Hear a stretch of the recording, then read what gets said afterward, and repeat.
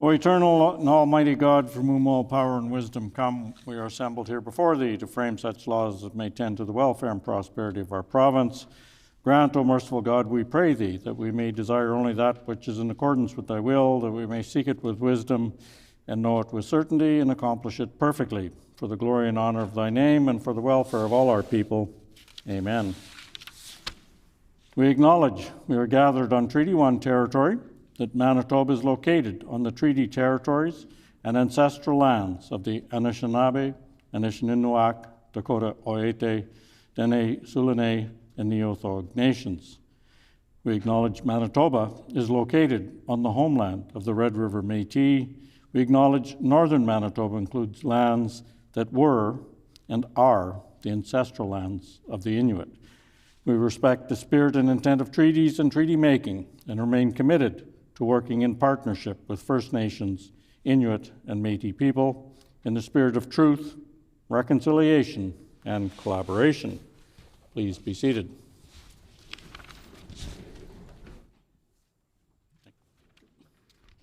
Routine proceedings, introduction of bills. The Honourable Member for Midland.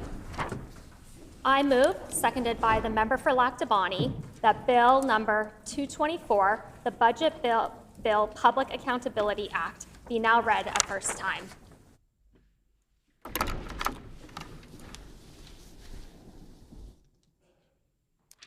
It has been moved by the Honourable Member for Midland, seconded by the Honourable Member for Lac Du Bonny, that Bill number 224, the Budget Bill Public Accountability Act, be now read a first time. The Honourable Member for Midland.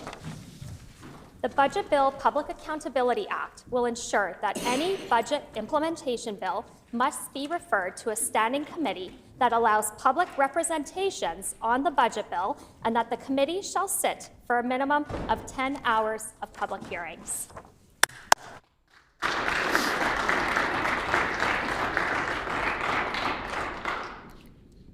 Committee reports. Tabling of reports. Ministerial statements.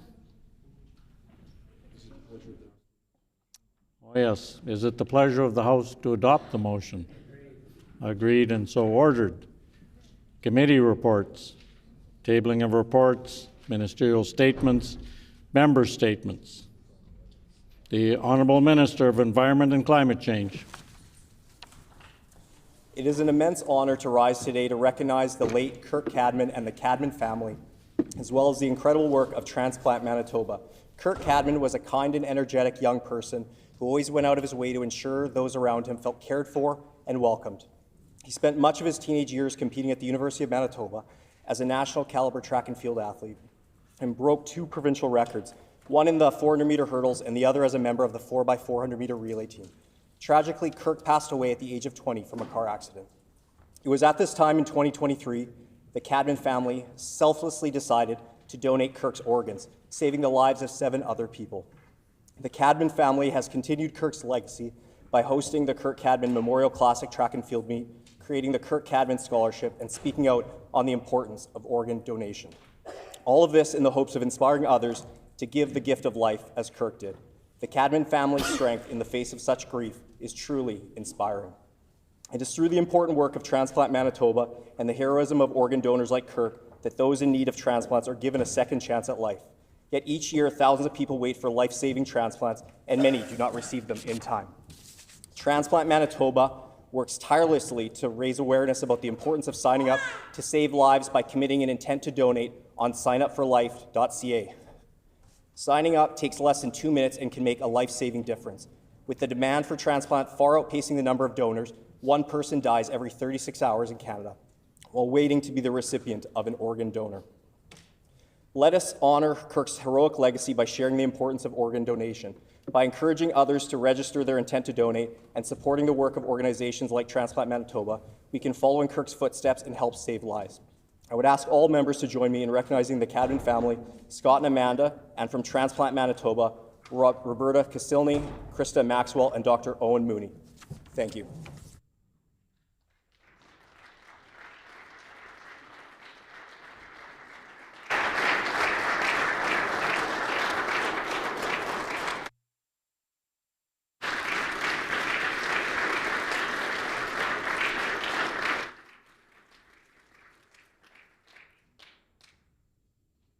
The honourable member for Portage-La Prairie.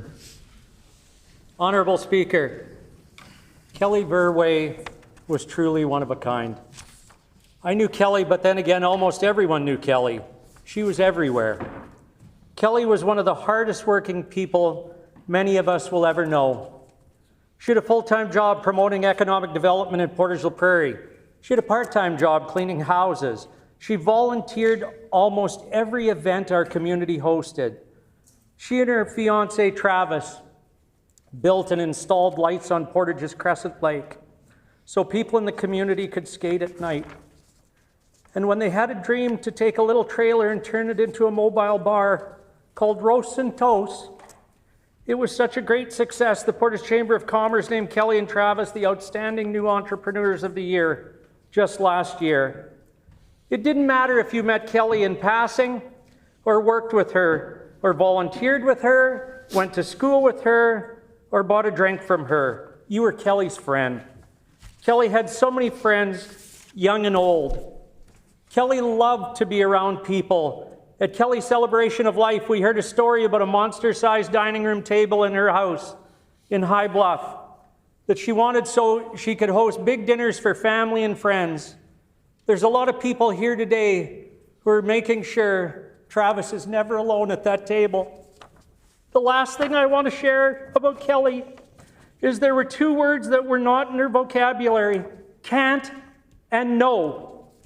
My promise to Kelly today on her birthday is that our PC team will work hard every day to make sure we say no to current revolving door bail systems in the province, and we will never accept the word can't when it comes to changing the way we deal with repeat offenders. We're taking our cues from you, Kelly. Until we meet again, keep pushing us. And I have a number of names for the Hansard. Thank you.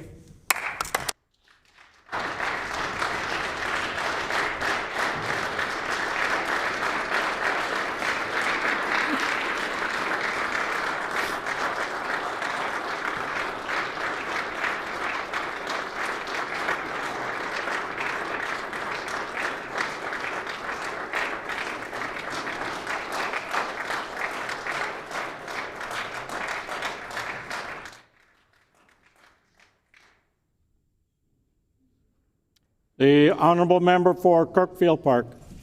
Honourable Speaker, today I rise to recognize Kirkfield Park constituent Tim Ringland and his friend Roman Nomiuk for their appetite for destruction when it comes to making incredible contributions to the community. These two are not just firefighters with the Winnipeg Fire Department, they're the Slash and Axl Rose of organizing one of Winnipeg's most exciting charity events, Guns and Hoses Hockey Game. It's like Paradise City with more hockey sticks and fewer guitars. The charity game took place on February 15th at Canada Life Centre, featuring the Winnipeg Fire Department facing off against the Winnipeg Police. The funds raised were destined for three worthy causes: Project 11, which supports mental health awareness in children; the Never Alone Foundation, which provides emotional, financial, and informational support to those affected by cancer; and Special Olympics Manitoba, dedicated to enriching the lives of Manitobans with intellectual disabilities through sport. It's safe to say they were knocking on heaven's door with those donations.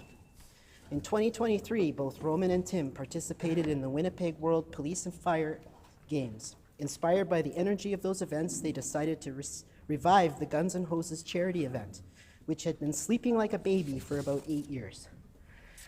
Now they've turned the event into a nonprofit, ensuring the tradition rocks on for years to come. This year, the Winnipeg Fire Department claimed a sweet child of mine victory with a 7-4 win, raising a total of $46,400 for the charities, $6,400 for Project 11, $16,000 for Special Olympics Manitoba, and $24,000 for the Never Alone Foundation. Talk about welcome to the jungle of charity raising. So please join me in giving a November rain of applause to Roman Nomiuk and Tim Ringland, who join us from the gallery today, for their dedication and hard work in making a difference in our community. Thank you.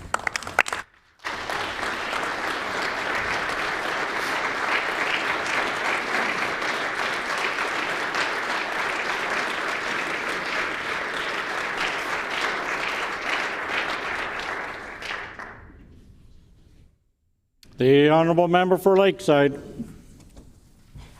Honourable Speaker, it is with profound sadness that I rise today to honour the life of a remarkable young woman, Kelly Verway, who was tragically and senselessly taken from us, both by a repeat offender and a justice system that failed to protect her. Kelly attended Warren Collegiate alongside my eldest son, Colton, and many cherished classmates who join us in the gallery today. She was a dedicated community leader, athlete, volunteer, and entrepreneur, always eager to contribute to her community, just as her mother, Michelle, and stepfather, Ron, who have done in the village of Warren and surrounding area. Kelly was a beloved friend to her classmates, welcome guest in our homes, and the ultimate hostess when bringing together family and friends. Her smile, laughter, and quick sense of humor could brighten any room. She embraced every opportunity to engage with and uplift those around her, making a lasting impact on our community.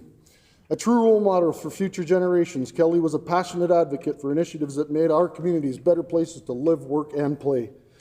Kelly continued to excel beyond high school, earning a commerce degree with honors from Asper School of Business at the U of M. Her entrepreneurial spirit led her to co-found Roast and Toast with her best friend and life partner, Travis.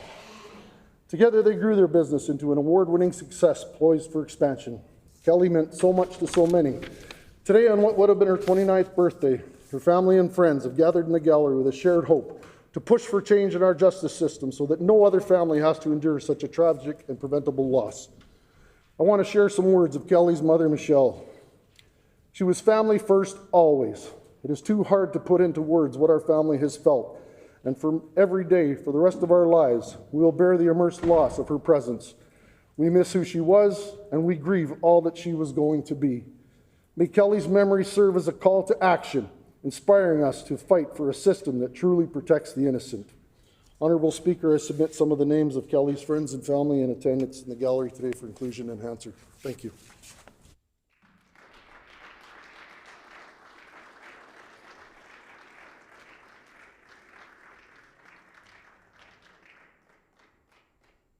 The Honourable Member for Fort Richmond. Honourable Speaker, today I rise to speak about an inspiring initiative that is making a real difference in Fort Richmond. Every Inspire Concepts, founded by two incredible women, Princess Ajaku Marie, a proud constituent of Fort Richmond, and Jacinta Urama Aze. Launched in 2022, Every Inspire Concepts was born from Princess and Jacinta's vision to create a platform that empowers Black entrepreneurs and small business owners. Their mission is clear: to provide visibility, foster collaboration, and drive economic growth for Black-owned businesses. Through their work, they have built a bridge between Black vendors and the wider community, offering opportunities for growth through well-organized markets, networking events, and business development workshops. This past February, I had the privilege of attending the Black Diamonds vendor market in Fort Richmond. It was a fantastic event that showcased dozens of Black-owned businesses, creating a space where these entrepreneurs could thrive. But their impact doesn't stop there. In just a few short years, Every Inspire Concepts has connected with over 100 local vendors. They continue to expand opportunities and ensure these vendors have the resources needed to grow.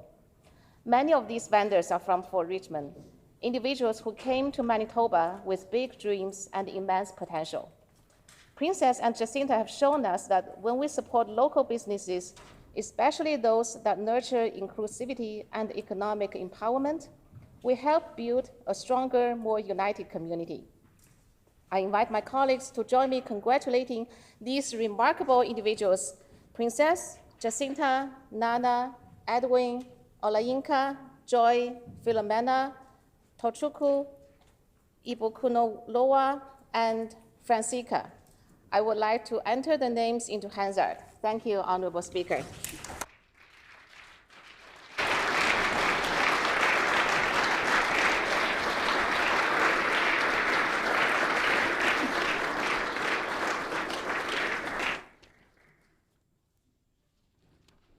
Prior to oral questions, I'd like to introduce some guests, draw attention to all honourable members to the public gallery, where we have with us today Devinder Kaur, Loveleen Kaur, Varinder Rakhar, who are guests of the honourable member for the Maples. And on behalf of all honourable members, we welcome you here today.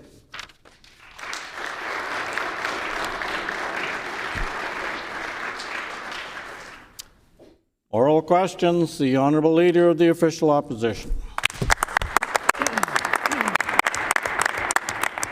Thank you, Honourable Speaker. Honourable Speaker, on a very emotional day, and I'd like to welcome everyone into the gallery and those of you that are viewing today's proceedings from home. Condolences go out to Kel's family, fiance Travis, and of course all the friends that have additionally joined us in the gallery. Honourable Speaker, we know that violent crime has risen in our province over the last 14, 15 months. Seniors are afraid to go out. Cars are being hijacked. Life-altering injuries are happening on a day-to-day basis, Honourable Speaker. So I'd like to start by asking the Premier a question. When is he going to move forward with the bail reform that you promised, that the Premier promised within his first 100 days of being elected? We're well over 500 days, Honourable Speaker. When are we going to see some action?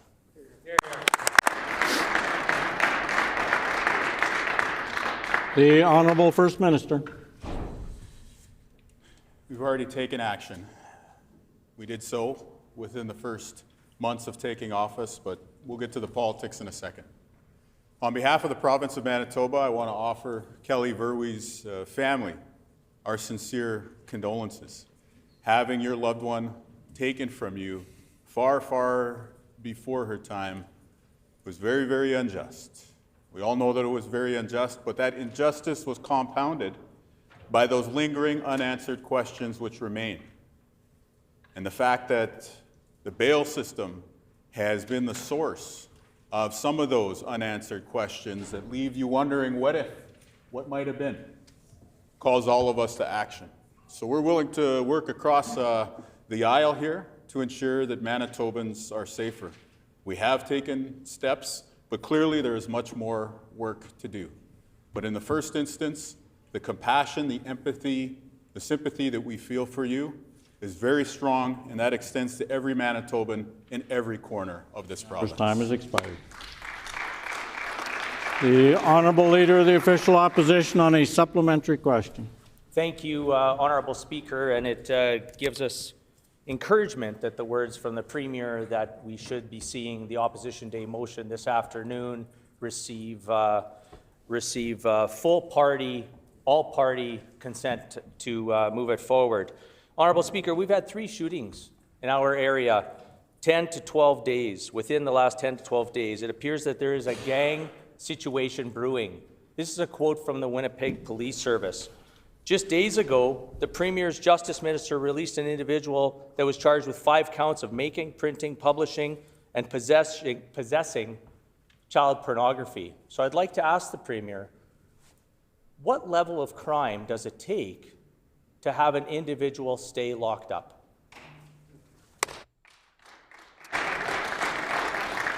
The Honourable First Minister. Okay, so on the first part, the Opposition Day motion that was brought forward by our colleague from Portage-La Prairie, we will support this motion. However, the members opposite know that there's a bit of maybe wordsmithing that would improve this thing. Typically, it's not the sheriffs who do bail enforcement, it's police officers, such as the former officer sitting to his left. So again, we're going to bring forward a friendly amendment, and if this feeling of working across party lines is to hold, then perhaps they'll accept our amendment so that we can focus on what matters, keeping you safe in the community. Our Attorney General, the Minister of Justice, has brought in millions of dollars more in funding to hire more police officers here in the city of Winnipeg and right across this great province of Manitoba. $4 million also to coordinate bail enforcement measures here using the Provincial Department of Justice as that centerpiece, that coordinating hive. Again, we have taken some steps, but I fully acknowledge that there is much more work to do. And let us also recognize that the federal government has a role to play. We've been active on that side as well. So let's time has expired.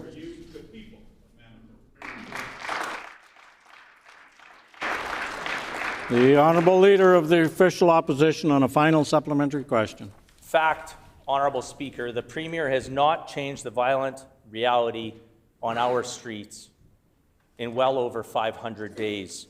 Winnipeg and communities across Manitoba are begging this NDP government to take some action. The Association of Manitoba Municipalities, in its submission to the Minister of Justice, just last month called, and I quote, "Municipalities have been ringing the alarm on increasing crime rates in their communities," end quote. Pedophiles released, gang war erupting, seniors afraid. Premier promised to tweak and fix bail reform in his first 100 days of being elected. It's 523 days now. How much louder does the bell have to ring, Honourable Speaker, for this Premier to take visible action and not just words, Honourable Speaker? The Honourable Leader of the Honourable First Minister. The National Police Federation endorsed the actions that our government has taken on bail. The National Police Federation, okay? That is the representative of RCMP officers across this country. What did they endorse? Well, they endorsed the fact that we invested $4 million in bail enforcement. We've added a ton more cops to streets and highways and communities right across the province.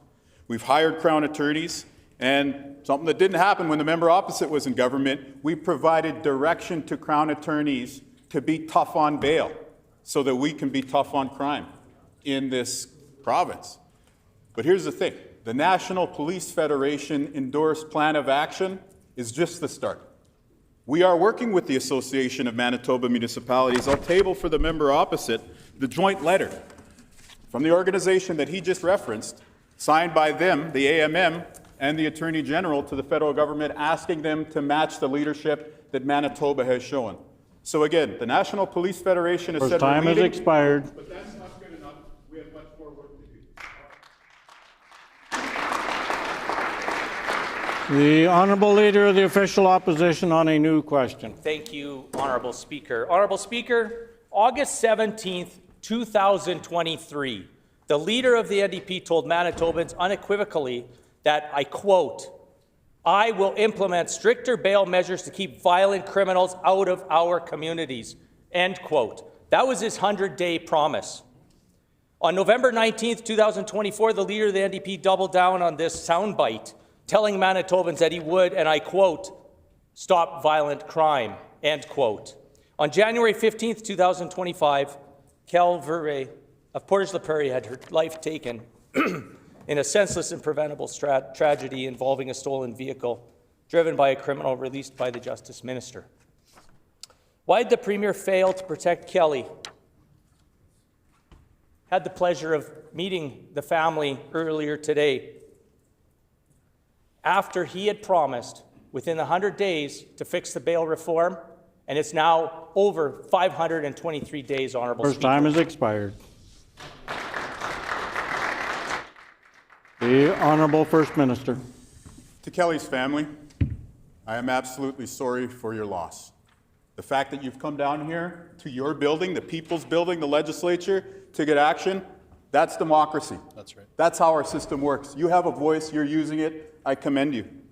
I will not be able to give you what you really want, which is your dear Kelly back. However, I will work to ensure that we toughen bail in Manitoba. We have started to deliver on these measures, and again, I recognize with the greatest of compassion that this will not provide comfort, but there is much more work to do. We are going to continue that work, and we will do so with compassion for victims and a steely resolve when it comes to those who bring toxic drugs into our communities, cause violent actions in our streets, or break bail. We have started. We've done it by working with law enforcement, by working with municipal leaders. We're extending the handshake to work with the affected family and community from the Time Portage has region. expired. And we'll keep working. The Honourable Leader of the Official Opposition on a supplementary question. Thank you, Honourable Speaker. Honourable Speaker, 523 days.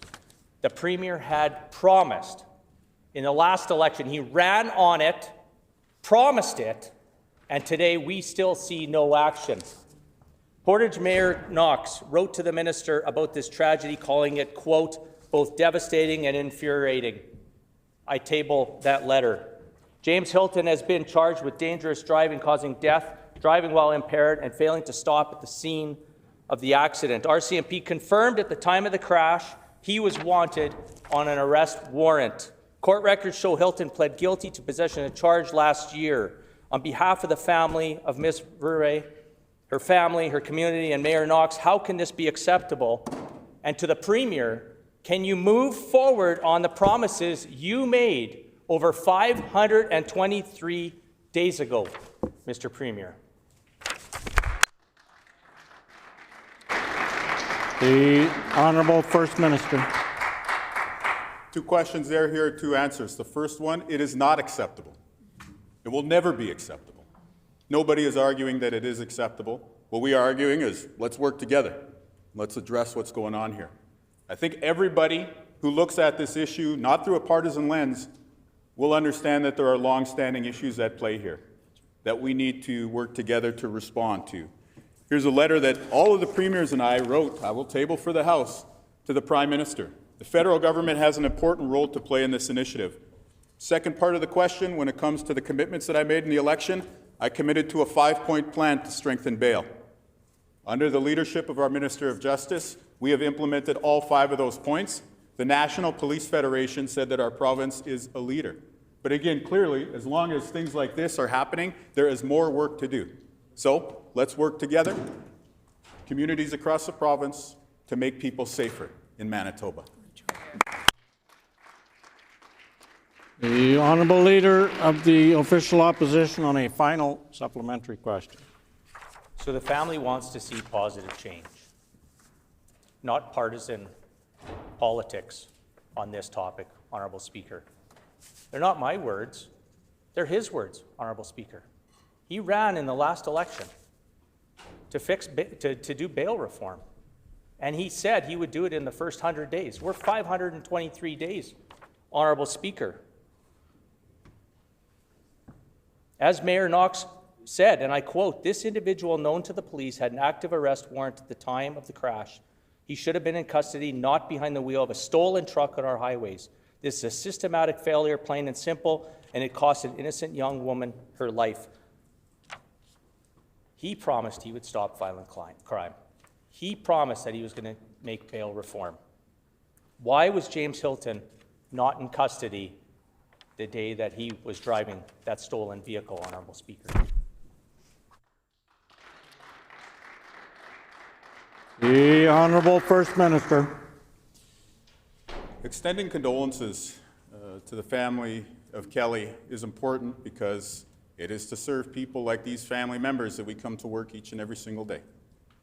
Within the first 3 months of taking office, we had enacted the 5 points of the bail plan that we committed to in the last election. But we also know that the provincial government doesn't appoint the judges or control the criminal code, which is why both the minister and myself have been advocating fiercely to the federal government. And so long as the partisan talk is happening in this chamber, let's recognize that we are digging out of a significant hole. 50 police officers cut in the last administration. Is that being mentioned when the conversations are happening in the community being led by the PCs? I will gladly engage in a fulsome debate on public safety with any Manitoban at any time. The challenge I would put to the PCs is to engage in this debate in a straightforward, straight-up, common-sense way. We're willing to act and invest when it comes. Oh, no, that comment was to the PCs. Members, time has expired. We are willing to work together to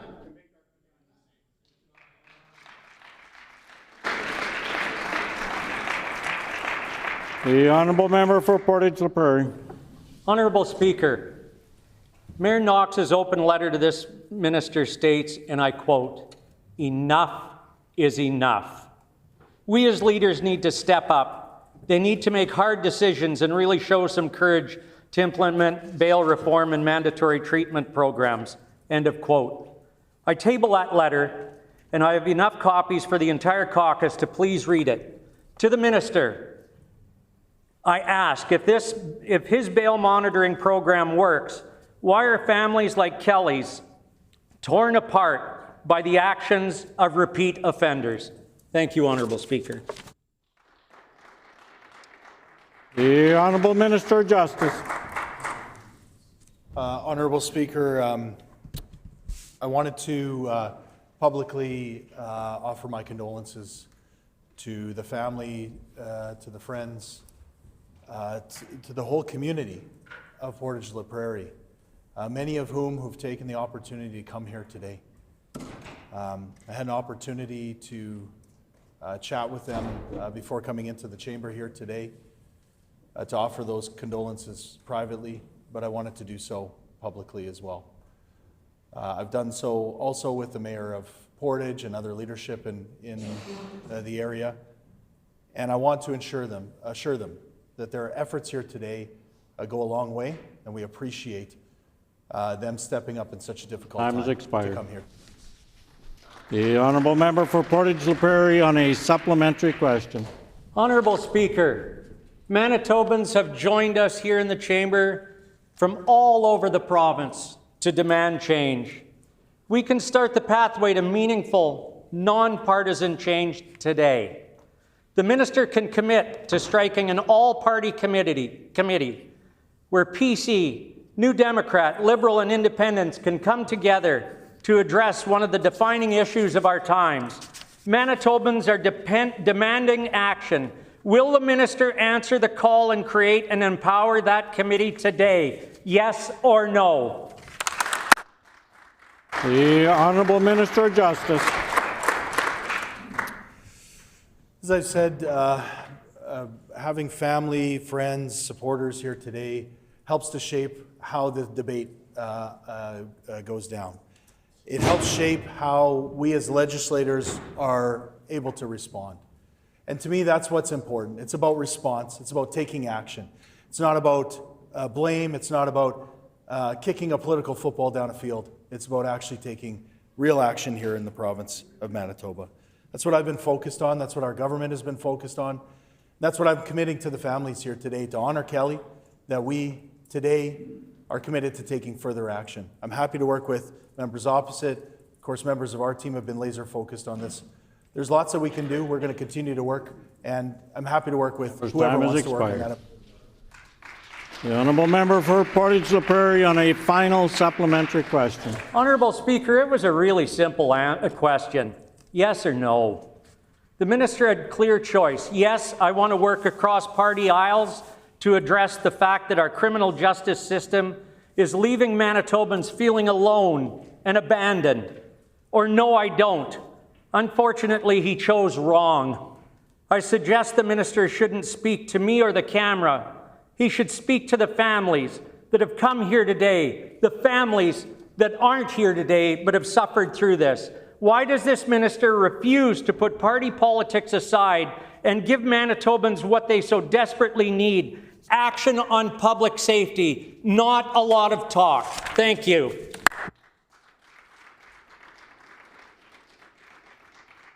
The Honourable Minister of Justice. As I said to the member opposite, I'm happy to work with him and with any member of this chamber that's willing to come to this issue honestly and want to make change. I'd also like to reiterate my invitation to the families. I had, again, a chance to speak with many of them before coming into the chamber. I offered a meeting, a personal meeting in my office. I'd extend that meeting again after question period or this afternoon after debate, or at any time. Manitobans who are concerned about these issues, we ask them to come along with us, to continue to hold the federal government to account, but to join with us in taking action here in the province of Manitoba to save lives and to honor Kelly Verway's memory. The Honourable Member for Lakeside. Honourable Speaker, time and time again we have heard this minister talk and talk but not act. The Premier promised meaningful changes to bill reform within 100 days of taking office. Well, that was 523 days ago. He failed his promise 5 times over. If the minister had done his job, then a man would not have been in a position to breach conditions of his release on 4 separate occasions. He would have been in jail instead of behind a wheel of a stolen truck. And the people that join us in the gallery today would be celebrating the birthday of a remarkable young woman instead of demanding that no family ever have to go through this again. When is this 100-day solution coming? Or does the minister think Manitobans are safe already? The Honourable Minister of Justice. Well, Honourable Speaker, in fact, we didn't wait until 100 days had arrived. We started to work on this on day 1.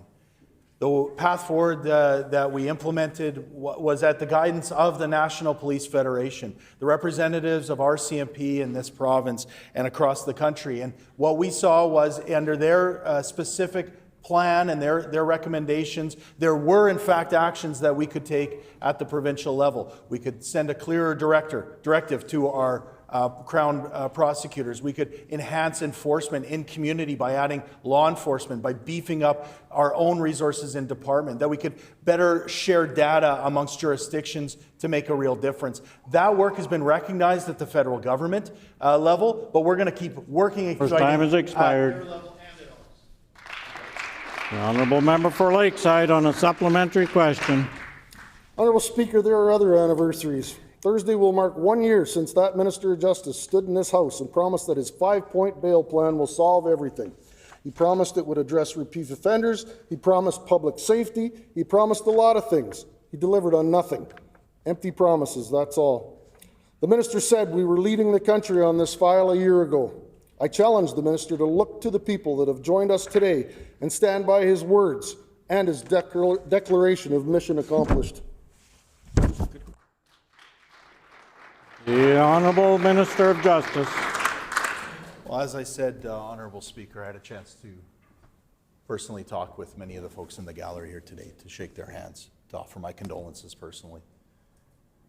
And my commitment to them, my commitment to all Manitobans, is that we're going to take action when it comes to bail reform.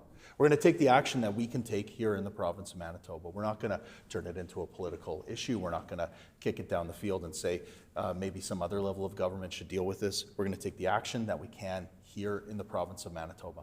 That's what we're committed to. So this is more funding for officers. This is more funding for enforcement. This is better systems to protect communities and protect people who are put at risk because these folks are out on bail. That's the real action that we're committed to taking. And I invite them to stop with the partisanship and let's get to work. Time has expired. The honourable member for Lakeside on a final supplementary question. Honourable Speaker, Mayor Knox put words to how everyone in the gallery today and many, many Manitobans are feeling in their homes, at work, and on our roads. Quote, Kelly's death is a call for urgent systemic reform. Our community demands answers and action. We demand a justice system that prioritizes the safety of law-abiding citizens over the convenience of leniency for repeat offenders. This cannot and must not be allowed to happen again. The Mayor of Portage is absolutely right. This cannot and must not be allowed to happen again. What has this minister done since January 15th to ensure this does not happen again? The Honourable Minister of Justice. I want to thank the leadership of the Mayor of the City of Portage, of so many others in community who have we've had a chance to talk with, to learn from, and to respond to. I want to share some words from Mayor Knox on this specific issue. Quote, I just wanted to thank you for your support in pushing for bail reform at the federal level alongside AMM. I truly appreciate the province's leadership on this issue. I believe in the province's new 5-point bail reform plan, and I look forward to seeing the impact. I'm grateful for your continued efforts. Thanks again for your support. It really makes a difference. Now, I know that there's more work to do, but I appreciate that other leaders have seen the value in working together and coming together on an issue that's important. We're going to continue to do that work, and we're going to continue to push the federal government. Time has expired. The honourable member for Brandon West. Honourable Speaker, the AMM, the Association of Manitoba Municipalities, told the Justice Minister, and I quote, the flaws in the NDP's catch and release system have resulted in devastating consequences with innocent lives lost at the hands of individuals out on bail for previous offences. The family and friends of Kelly Verwey deserve more than this minister has delivered. The family and friends of Kelly deserve accountability. The minister, this premier, and this government have failed. How many more innocent lives need to be lost before this minister wakes up to the fact that he has failed to make our communities safer? Hear, hear, Wayne. The Honourable Minister of Justice. Again, over the last year, our department has undertaken, myself personally have undertaken a a listening tour, a tour of all municipalities across this province. We remain open to working with municipalities. We know that this is an issue that they're hearing directly from their electorate, and we are working with them to respond. That's why we are very proud to send a joint letter with AMM to the federal minister calling collectively for bail reform at the federal level. The onus is on that level of government. We're going to take action provincially, but we're ultimately going to work with partners, including the AMM. I'll table that letter for the opposition critic. The honourable member for Brandon West on a supplementary question. So this listening tour with the AMM has failed as much as other listening tours, because what has the AMM said? This revolving door of offenders reoffending has contributed significantly to rising property crimes, petty theft, and violent offenses, often committed by the same individuals, end quote. We've already seen that the Minister of Justice has no issue with releasing pedophiles, career criminals, and anyone else that asks straight back into the community to once again reoffend. When will this minister close his revolving door to offenders? It certainly was not in the first 100 days, as promised, Honourable Speaker. Hear, hear. The Honourable Minister of Justice.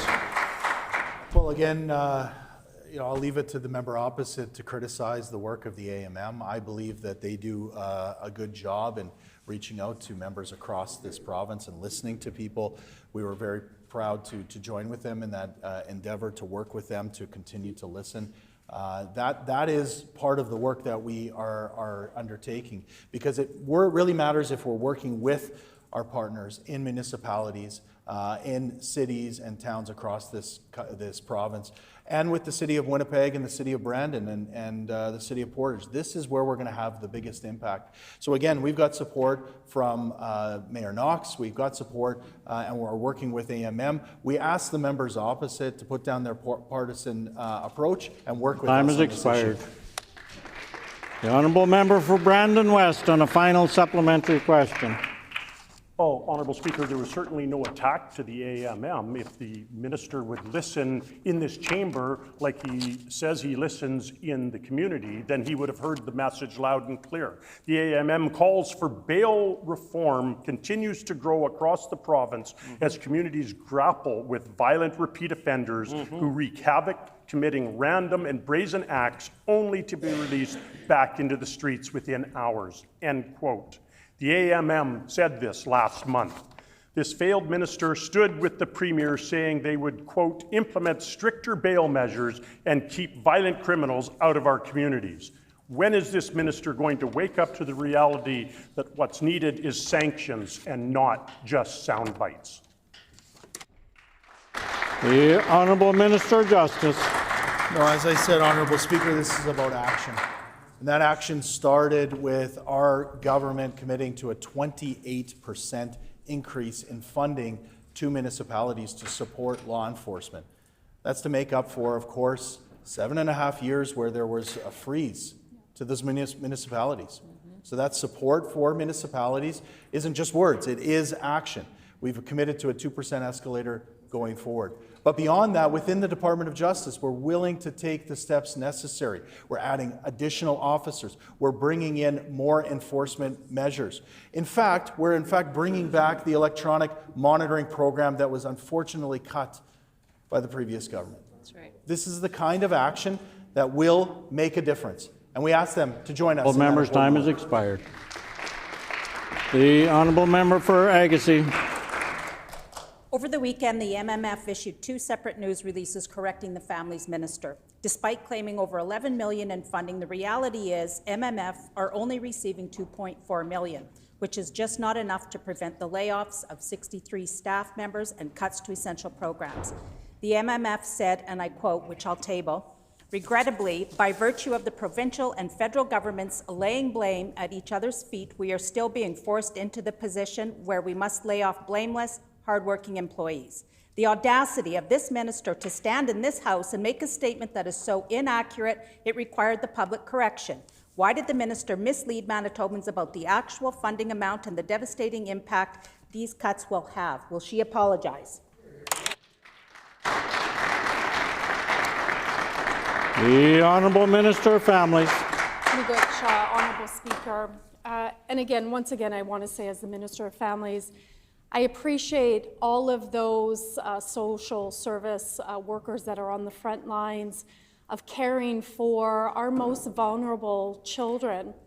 And to correct the record of what the member opposite just put on in Hansard here, what I had said was that we had increased an additional $11.3 million to the CFS system for CFS operations.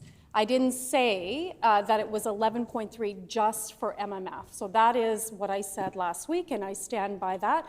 We've increased operations in the amount of $11.3 million. Time has expired. The Honourable Member for Agassiz on a supplementary question. I spoke with individuals working in Métis CFS, one of whom has already received a layoff notice. They confirmed that vital programs have been cut and vulnerable children will be impacted. The Circle of Life program, which provides children with one-on-one support workers to connect them with their families and Métis culture, has been cut. The Life Skills, or the Skills for Life program, has been cut. A cultural-based care committee that once had 14 members has been cut just to 2. One-on-one supports have been drastically reduced, nearly eliminated. The minister can continue blaming everyone else, but the fact remains. Children are losing essential supports because of this government's failure to act. Will this minister commit to doing what is in the best interest of these children and youth at risk? The Honourable Minister of Families. Honourable Speaker, our government understands and appreciates the importance of social service workers and our responsibility of ensuring that the most vulnerable children are cared for in the best possible way. We also know, and let me put this on the record, that we hope that the federal government will join us at the table, as according to MMF, this was, and I quote, fueled in large part by the federal government's failure to make the promises of Bill C-92 a reality for us, end quote. Further, and I quote, this issue remains squarely on the shoulders of the Minister of Indigenous Services Canada, end quote. I would encourage members to encourage Canada to get back to the table. The Honourable Member for Agassiz on a final supplementary question. A CFS worker who is afraid to speak publicly due to fear of retribution from this minister has described the situation as a crisis. They warn that because of these cuts, Métis CFS group homes could be forced to close, leaving children with nowhere to go. A community addictions response team, which supports youth struggling with addiction, has been impacted by layoffs, putting vulnerable children at greater risk. Now is not the time for this minister to blame the federal government over who should take responsibility. At the end of the day, it's this Minister of Families who's responsible for the welfare of these children and youth in Manitoba. Will the minister commit right now to taking immediate action to protect these kids before it's too late? The Honourable Minister of Families. Last week, the member for La Vérendrye said that social service workers, and I quote, are out of touch with reality. And I quote again, are protected by the government and the taxpayers of our province in a job they don't need to show their value to our economy. That's what members opposite think about those that are on the front lines of child welfare. So while the member gets up and feigns some type of concern, I would tell her to look behind her and ask her member opposite if the sacred work of taking care of children is not something that they believe in. And here's the reality, is that members opposite only care about their friends, and they don't care about ensuring that children, the most vulnerable... Time has expired. The Honourable Member for Tyndall Park. Thank you, Honourable Speaker. Unfortunately, this government's commitment to improve our healthcare system continues to fail. As evidence indicates, things have only become worse under the Canoe government over the past 18 months.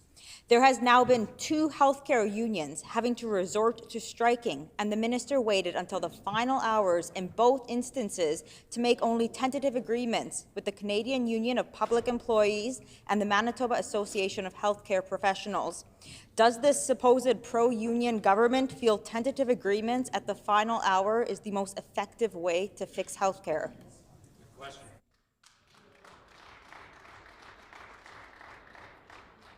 The Honourable Minister of Health, Seniors and Long-Term Care. Honourable Speaker, on this side of the House, we've been very clear. We respect healthcare workers and all of the incredible value they provide to Manitobans at the bedside. Hear, hear. Which is why, when we came into government, the Premier was very clear that it's so important that we push employers to be at the collective bargaining table and get fair deals on the table for workers. That is in contrast to every member opposite who froze the wages of allied healthcare professionals for 2 terms of government. On this side of the House, we will always ensure that those negotiations happen. We want for all workers to be happy, healthy, and at the bedside of Manitobans. The Honourable Member for Tyndall Park on a supplementary question.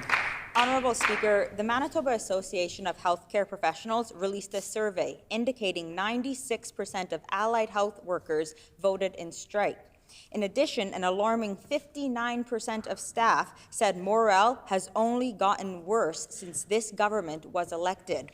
I table a graphic from the Manitoba Association of Healthcare Professionals. Honourable Speaker, what is this government going to do to improve the morale that has continued to decline since this government came into power? The Honourable Minister of Health, Seniors and Long-Term Care. Honourable Speaker, we respect healthcare workers.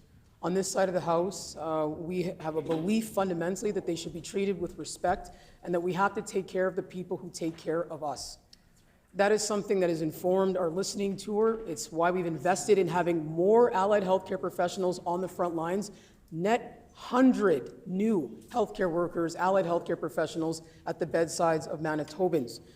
For 2 terms of a PC government, those healthcare workers had their wages frozen and their voices ignored. There are impacts as a result that our government is working very hard to repair. We're going to continue to respect them and work with them and listen to them as we make healthcare better by working together. The Honourable Member for Tyndall Park on a final supplementary question.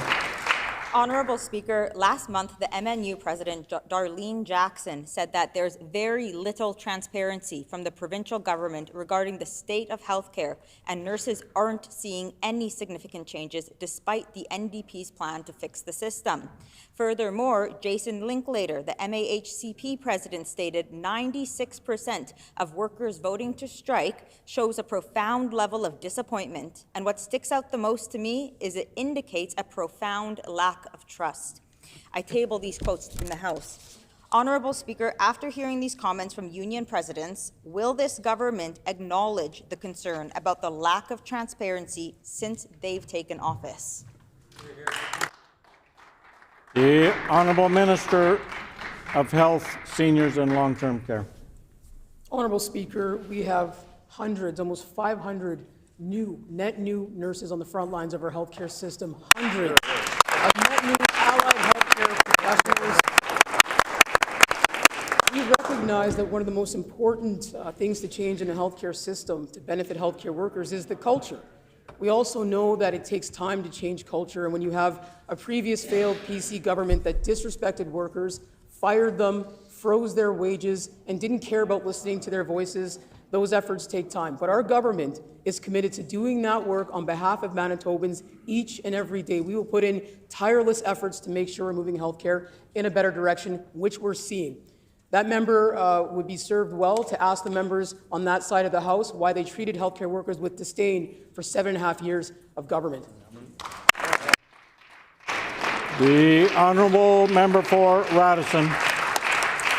Honourable Speaker, the former PC government had a record of combative relationships, combative with cities, with healthcare workers, with each other, and combative with the federal government. But Honourable Speaker, those dark days are behind us, and our government has been working with all partners to get good things done for all Manitobans.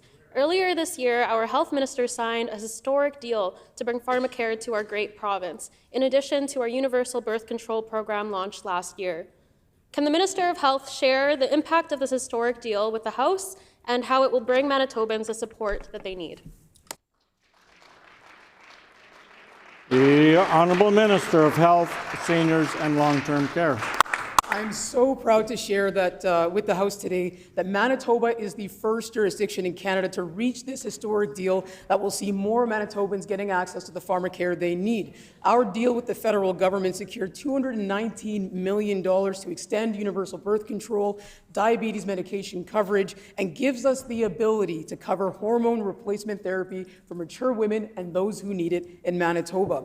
Our negotiations also secured $10 million for the Women's Health Clinic. In a world, Honourable Speaker, where Conservative politicians feel emboldened to attack reproductive freedoms and a woman's right to choose, our government is clear. Women must have full autonomy over their reproductive and health choices. I hope every member of this House will join me in affirming this. First time has expired.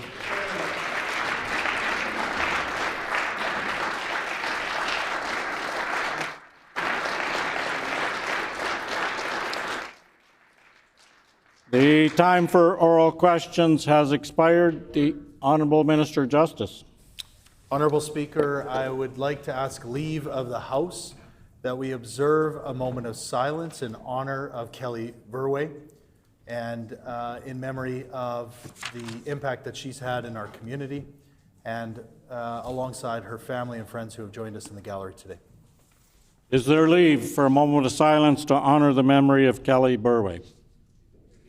Agreed and so ordered.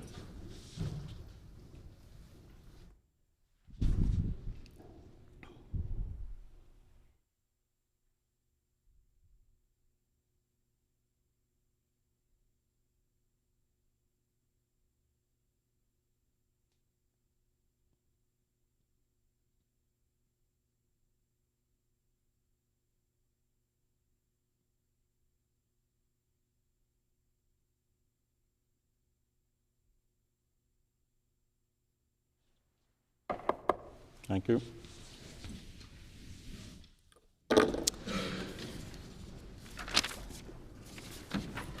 Petitions. The Honourable Member for Portage-la Prairie. Honourable Speaker, I wish to present the following petition to the Legislative Assembly of Manitoba. The background to this petition is as follows.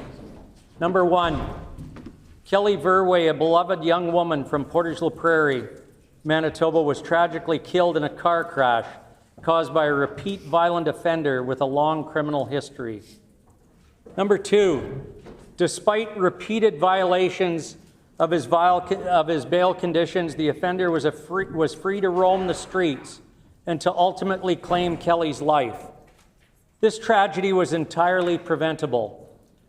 Number 3, while the criminal code falls under federal jurisdiction, provinces have been given the responsibility for administration of justice, allowing for meaningful provincial action on bail reform to ensure public safety. Number 4, other provinces have taken proactive steps to strengthen bail enforcement, but Manitoba has not used all the available tools to address this issue effectively. Number 5, the provincial government has the ability and the responsibility to advocate for and implement measures that protect its citizens by ensuring that repeat offenders are not released into our communities without proper safeguards. Number 6, immediate action is required to close the gaps in the justice system that allows criminals to remain free, which puts innocent Manitobans at risk. We petition the Legislative Assembly of Manitoba as follows: to urge the provincial government to take immediate and decisive action on bail reform to address serious deficits in enforcement by utilizing all available provincial mechanisms to strengthen warrant enforcement, increase bail supervision, oppose release of offenders, thus ensuring that repeat violent offenders are held accountable and the public safety is prioritized over leniency. And number two, to urge the provincial government to lobby the federal government to immediately repeal provisions of the criminal code that allows for continued victimization of law-abiding Manitobans while granting repeat offenders additional rights. This has been signed by Travis Lundy, Vyra McDonald, Ronald Best, Michelle Best, and many, many thousands of others. Thank you. Before we proceed, I would remind members that according to the rules, you're allowed to read 3 names only. The Honourable Member for Lakeside.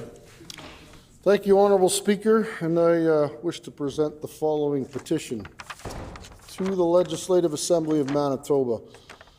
The background to this petition is as follows. Number 1, Kelly Verway, a beloved young woman from Portage-la Prairie, Manitoba, was tragically killed in a car crash caused by a repeat violent offender with a long criminal history.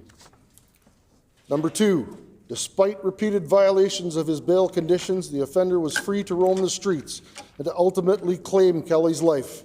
This tragedy was entirely preventable. Number 3, while the criminal code falls under federal jurisdiction, provinces have been given the responsibility for the administration of justice, allowing for meaningful provincial action on bail reform to ensure public safety. Number 4, other provinces have taken proactive steps to strengthen bail enforcement, but Manitoba has not used all the available tools to address this issue effectively. Number 5, the provincial government has the ability and the responsibility to advocate for and implement measures that protect its citizens by ensuring that repeat violent offenders are not released into our communities without proper safeguards. Number 6, immediate action is required to close gaps in the justice system that allow dangerous criminals to remain free, which puts innocent Manitobans at risk. We petition the Legislative Assembly of Manitoba as follows. Number 1, to urge the provincial government to take immediate and decisive action on bail reform to address serious deficits in enforcement by utilizing all available provincial mechanisms to strengthen warrant enforcement, increasing bail supervision, and opposing releases of offenders, thus ensuring that repeat violent offenders are held accountable and that public safety is prioritized over leniency. And number 2, to urge the provincial government to lobby the federal government to immediately repeal provisions of the criminal code that allow for the continued victimization of law-abiding Manitobans while granting repeat offenders additional rights. This petition is signed by Darren McDonald, Tricia McDonald, and Quinn McDonald, and many, many other Manitobans. Thank you. Further petitions, grievances, orders of the day, government business. The Honourable Member for Borderland. I would like to announce that the Standing Committee on Public Accounts will meet on Wednesday, March 26, 2025 at 6 p.m. to consider the Auditor General's report, operations of the office, performance for the year ended March 31st, 2021, and the Auditor General's report, operations of the office, performance for the year ended March 31st, 2022, and the Auditor General's report, operations of the office for the year ended March 31st, 2023, and the Auditor General's report, operations of the office for the year ended March 31st, 2024. It has been announced that the Standing Committee on Public Accounts will meet on Wednesday, March 26, 2025 at 6 p.m. to consider Auditor General's report, operations of the office, performance for the year ended March 31st, 2021, Auditor General's report, operations of the office, performance for the year ended March 31st, 2022, Auditor General's report operations of the office for the year ended March 31st, 2023, and Auditor General's report operations of the office for the year ended March 31st, 2024. The Honourable Government House Leader. Miigwech, Honourable Speaker, can you canvass the House to see if it's will of the House to take a 5-minute recess? 2-minute ringing of the bells. Is it the will of the House to take a 5-minute recess with the ringing of the bells for 2 minutes to call us back? Agreed, and so ordered. The House is accordingly recessed for 5 minutes.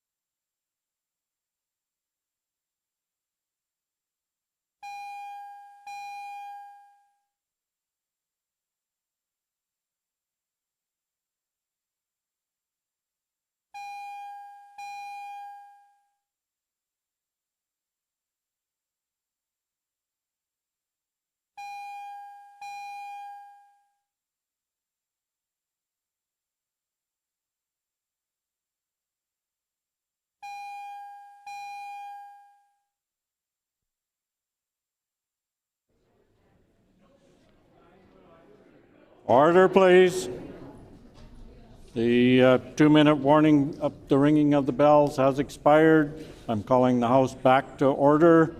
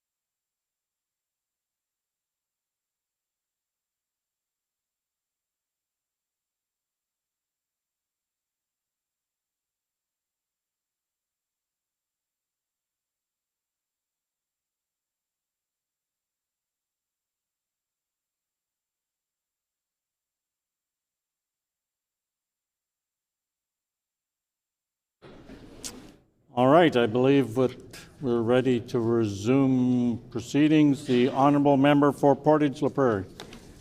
Honourable Speaker, in opposition to a motion,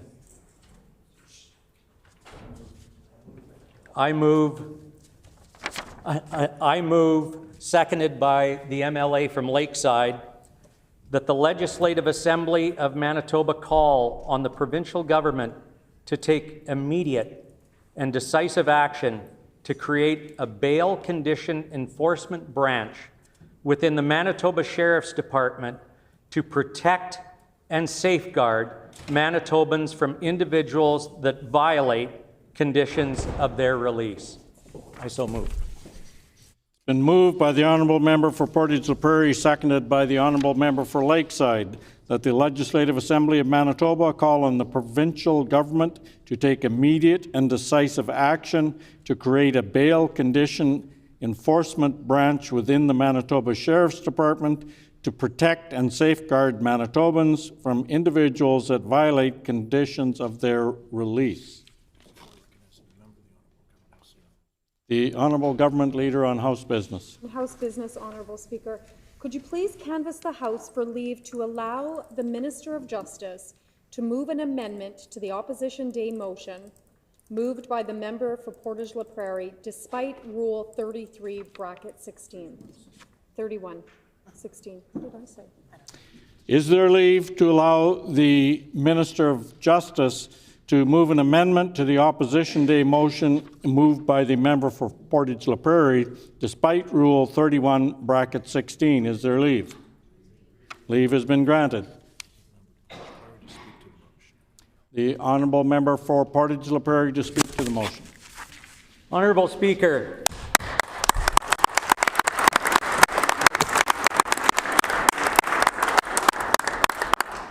we all know that there is a problem at the very heart of our justice system. The problem is that the criminals are running the justice system in Manitoba. Kelly Verway tragically lost her life on January 15th of this year as a result of one such criminal who should have been behind bars. Kelly's family and friends are here today to make sure we all understand that changes can occur.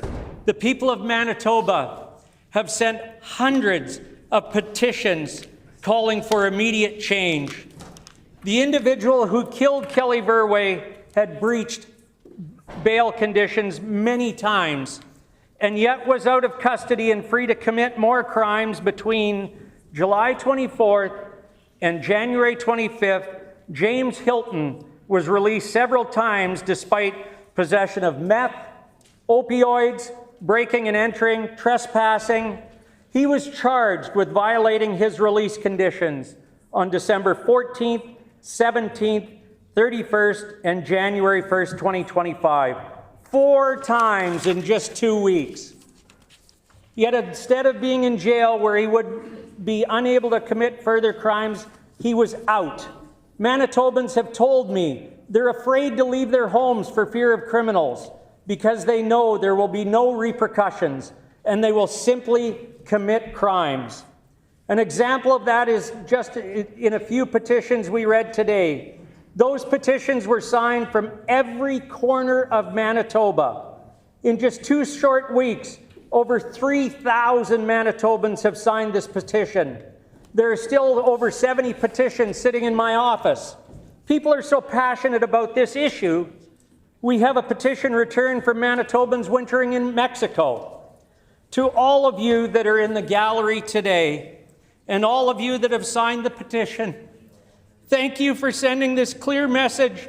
We need to do better.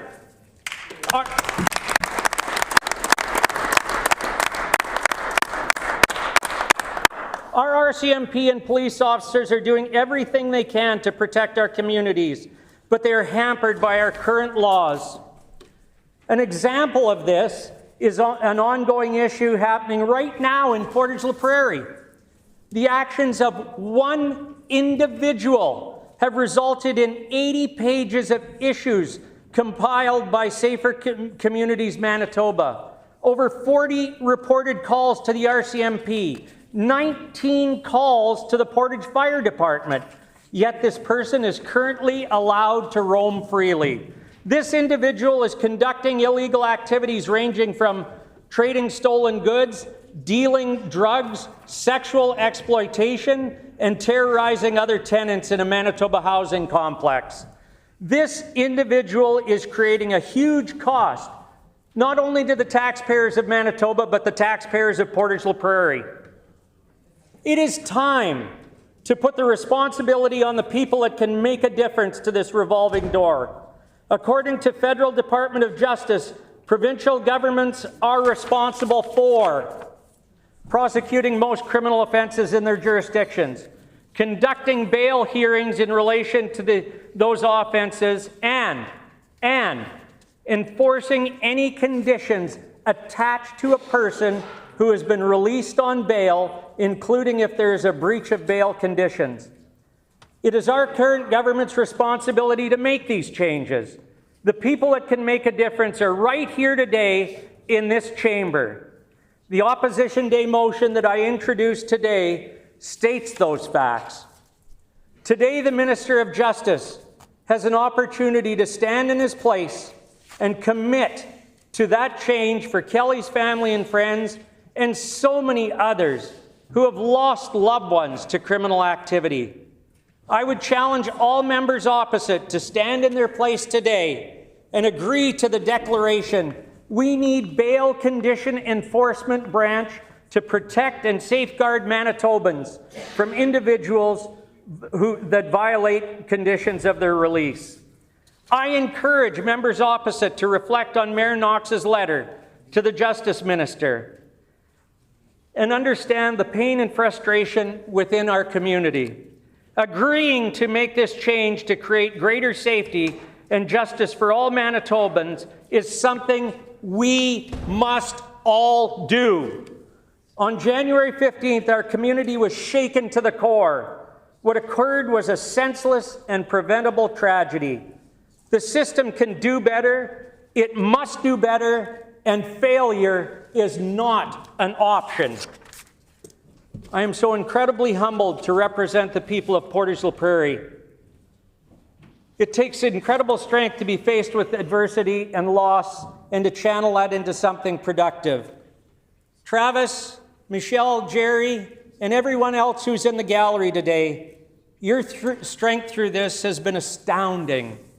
Thank you for the opportunity to walk this path alongside you and for the opportunity to make our province safer and to ensure no family has to go through what you have. And I know that Kelly would be sitting up there with you if this was another family. We've talked a lot about justice in the chamber over the last 17 months. The Premier promised to enact bail reform within the first 100 days. We're now way over 500 days. The Justice Minister has spoken at length about bail monitoring being equivalent to bail reform. But I want to be abundantly clear. They are not. Bail enforcement would have ensured the first time that law enforcement was aware James Hilton violated the conditions of his release, he would be safely behind bars. Everyone has the right to bail until the rights grind up against the rest of society's right to safely go about their day. The current system allows second, third, fourth chances to be dangerous to society. We have the opportunity today to change that, to bring comprehensive systems where bail conditions are monitored and then act when those are violated. We've called for this time and time again, and every time the minister has insisted that ankle monitors and police in Winnipeg will keep all of us safe. There are more families that are paying the price of government inaction. Enough is enough. Today that needs to end. Today we must bring in real meaningful action. We have laid the path in front of the government, and I believe you have the courage to do what is needed. Bring back to this chamber a real bail enforcement system. Tell the gallery you will do the right thing. Create a system that doesn't allow repeat offenders to walk free and violate conditions of their bail again and again. Tell them that you are not okay with the status quo. I encourage each member of the House to rise in your place, commit to working together to get through this. We know how fast the wheels of government can turn when it's a unanimous consent.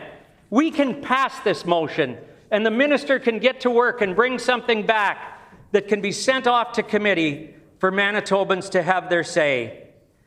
I know NDP members will get on board with Manitobans and pass this motion. I look forward to seeing this happen. Honourable Speaker, Kelly Verway would have been 29 years old today, and that's just a few years younger than my two daughters. And I want everybody to think in here, this could be their brother or sister or mother or aunt or someone that we know. We are elected to make change and do things right for Manitoba, and it's time we stood up and did right for Manitoba. It is our responsibility today to honor her memory and do everything in our power to ensure that this never, ever happens again. Thank you so much, Honourable Speaker.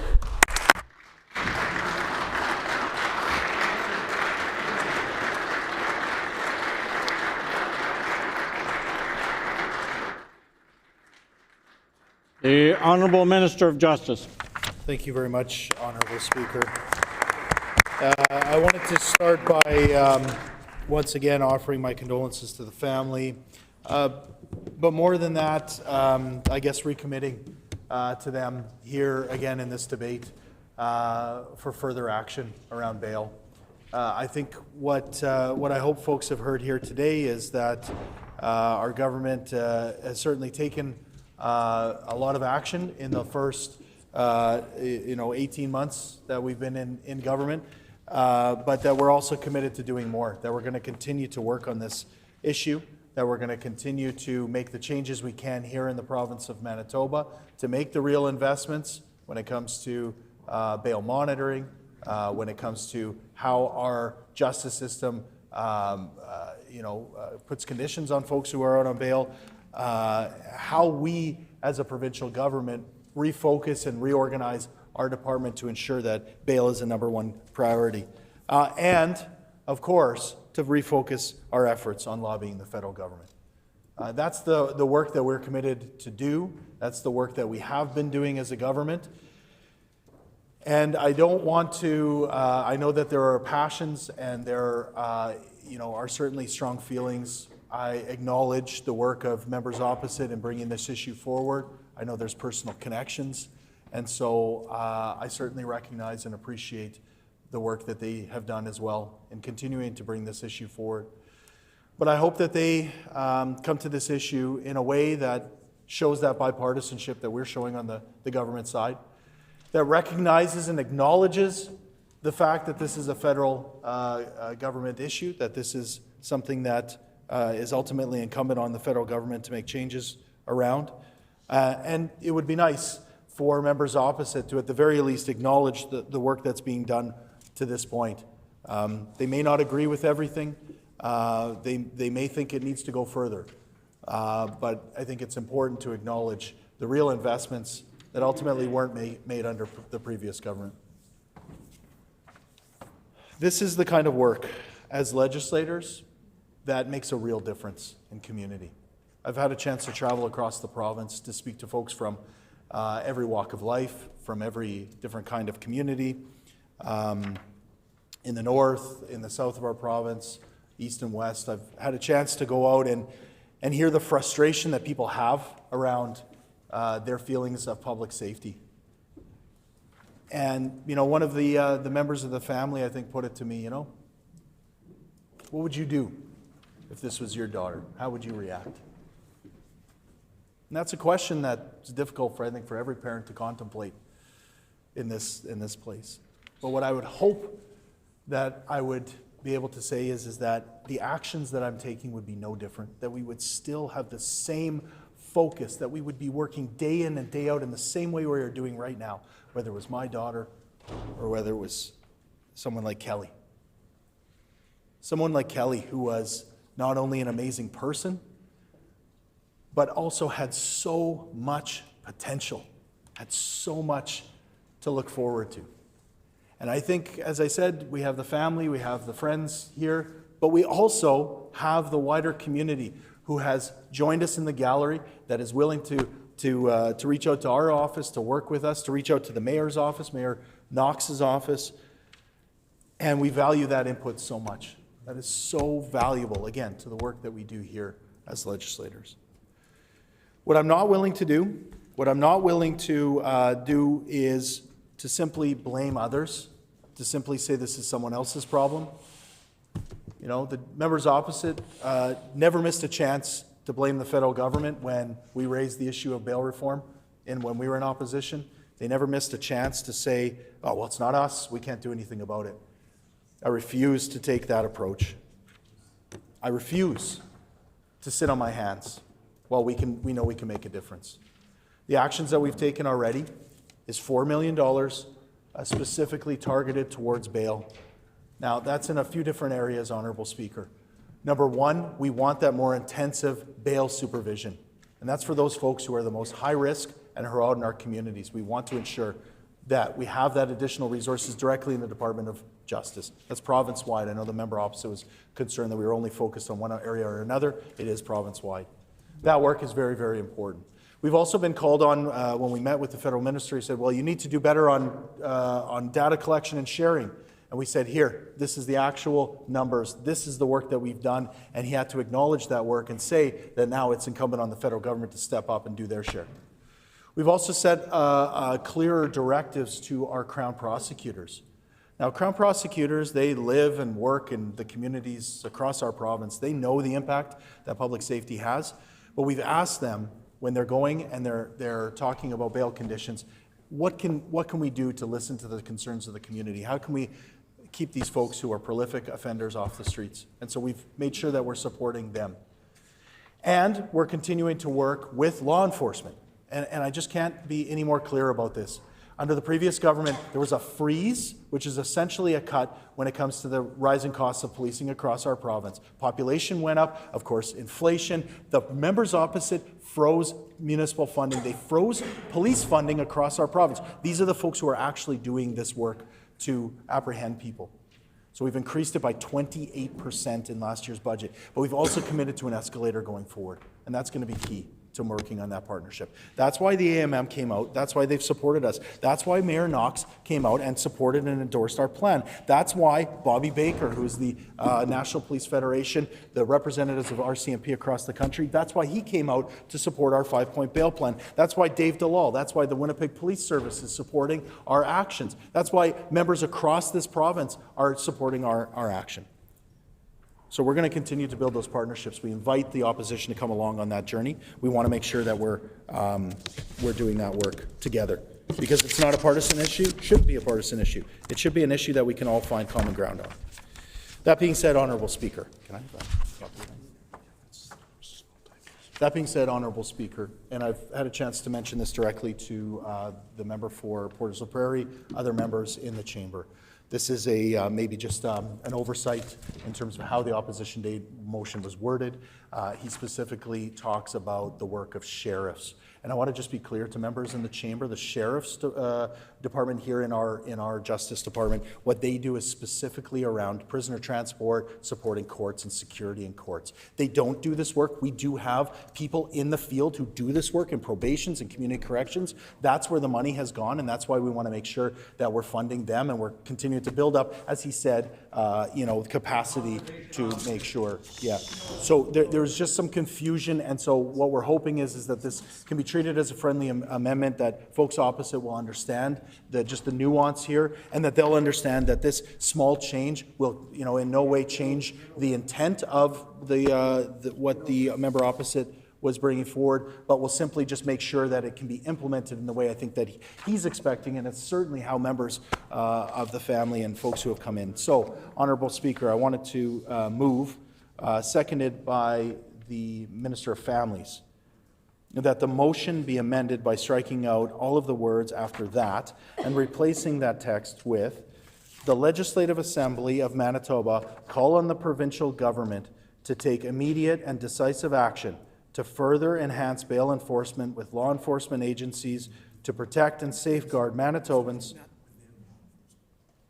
Let me try, should I start again? Apologies, Honourable Speaker, let me start again.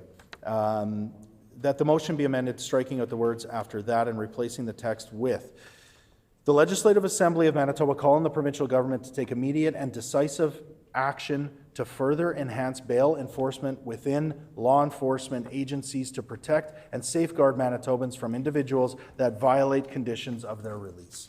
Thank you very much, Honourable Speaker.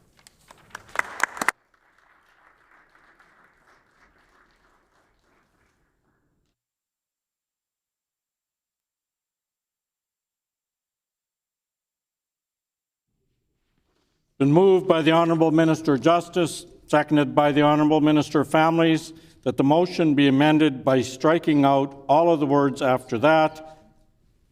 Dispense. The motion is in order. The floor is now open for debate. The Honourable Member for Lakeside. Thank you, Honourable Speaker. And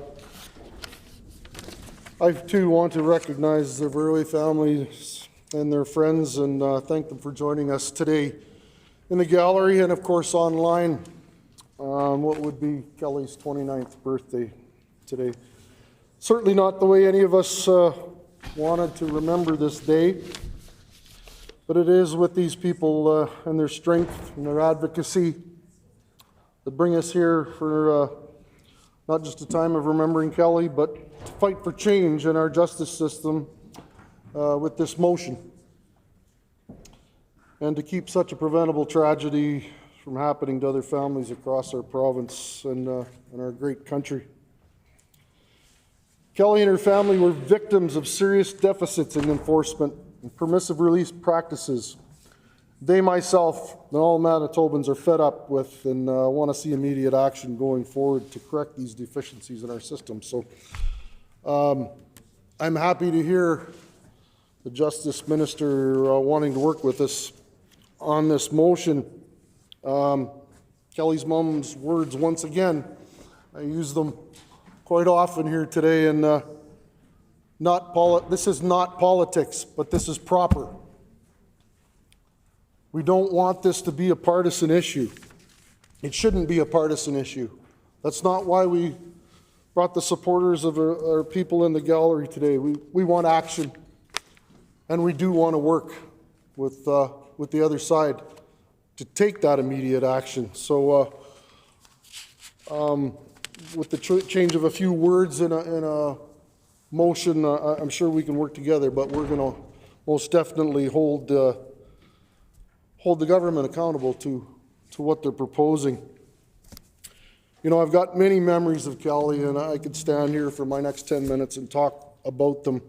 You know, the short time that I did know her, there was memories made, and the one most that goes back to my days on council in the RM Woodlands when Kelly, we held a community engagement party to recognize our community volunteers. And Kelly was the first one on the list every time to volunteer to make sure that that event went off without a hitch. And it was successful because of her participation. Just most recently, I got the opportunity to have a taste of her and Travis's business roasts and toasts at my own niece's wedding in Morden.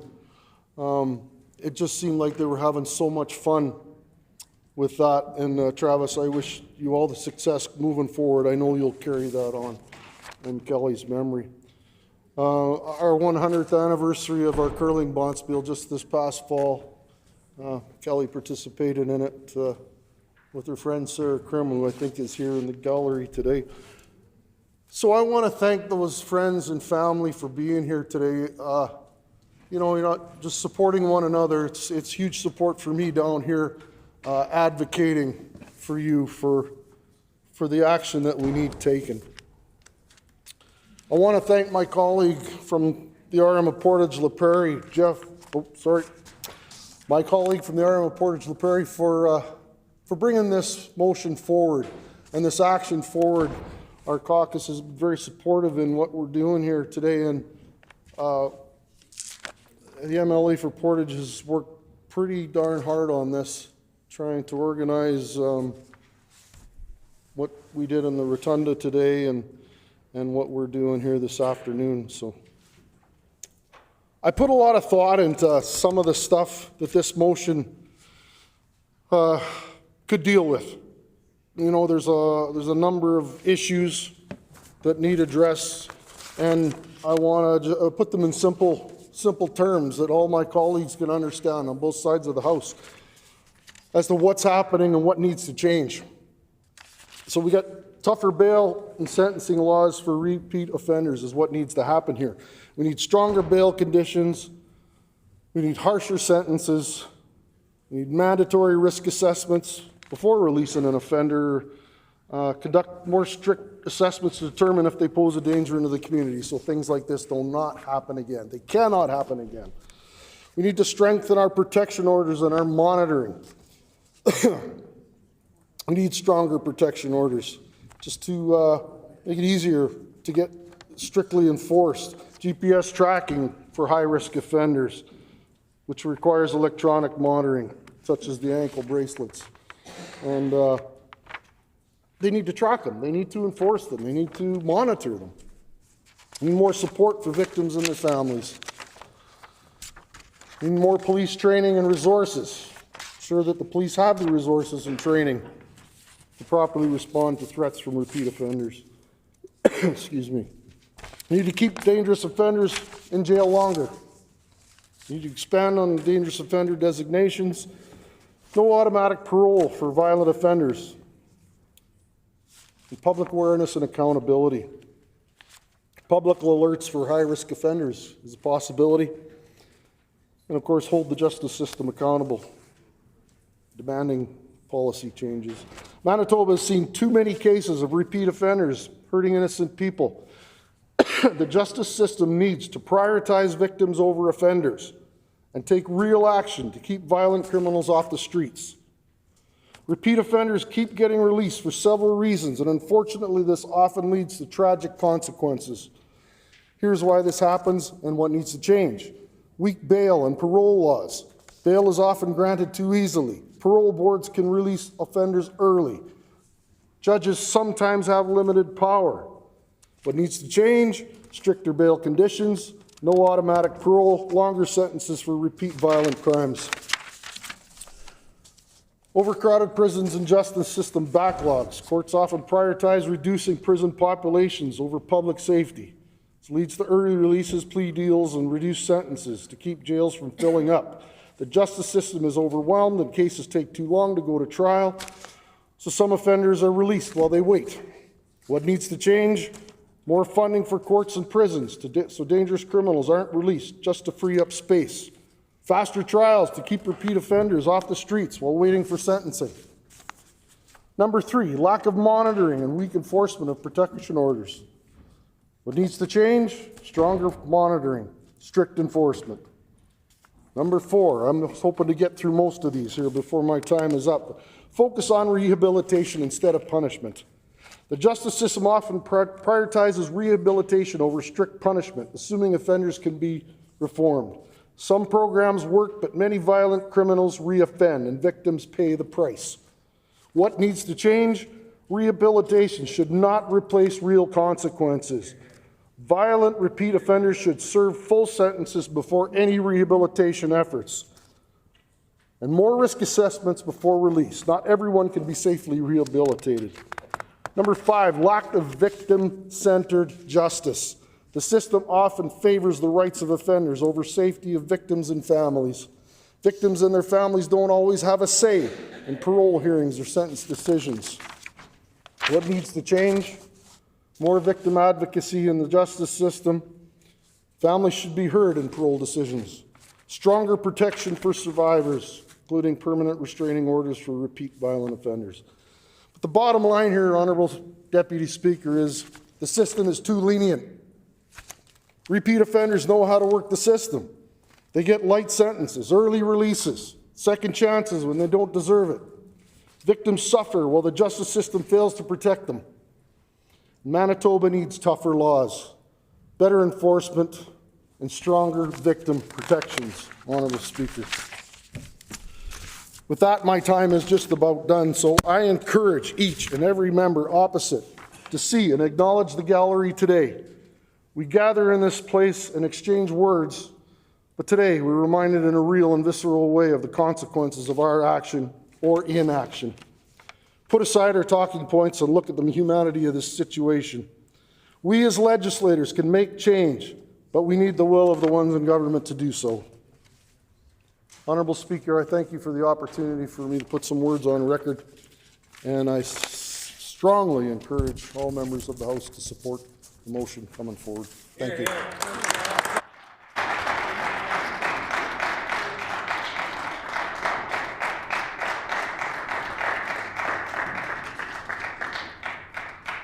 The honourable member for Waverley.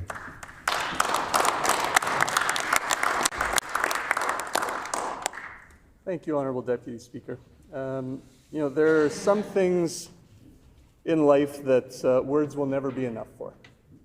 And I would say losing a loved one in a senseless act, especially one that was preventable, is one of those things. And to the family of Kelly Verwey, I know that no speech, no policy, no promise can ever bring her back. I know that the grief that you carry is heavier than anything most will ever understand. And I know that anything I say here today, it will not make it hurt any less.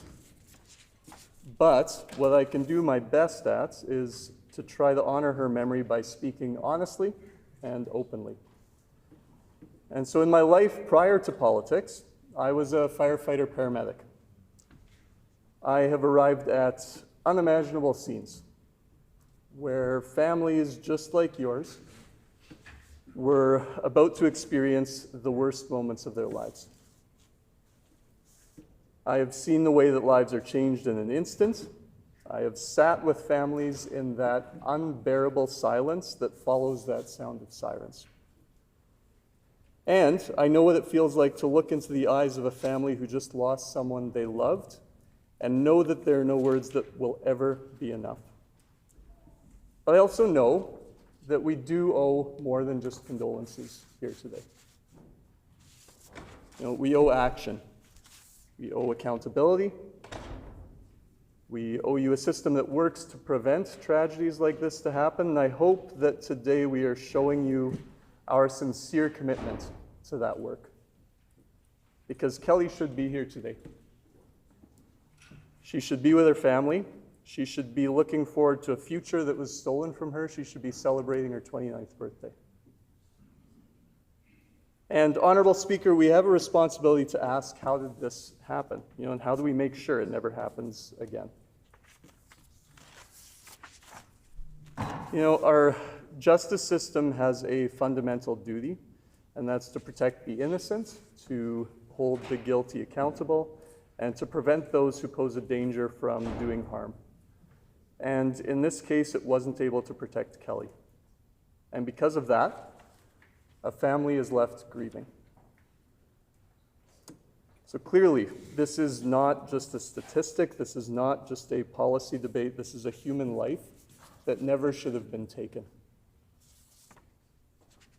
And Honorable Speaker, if we don't learn from this tragedy, and I think that we are taking important steps here today, then we fail not only Kelly's family, we fail every Manitoban who believes in justice.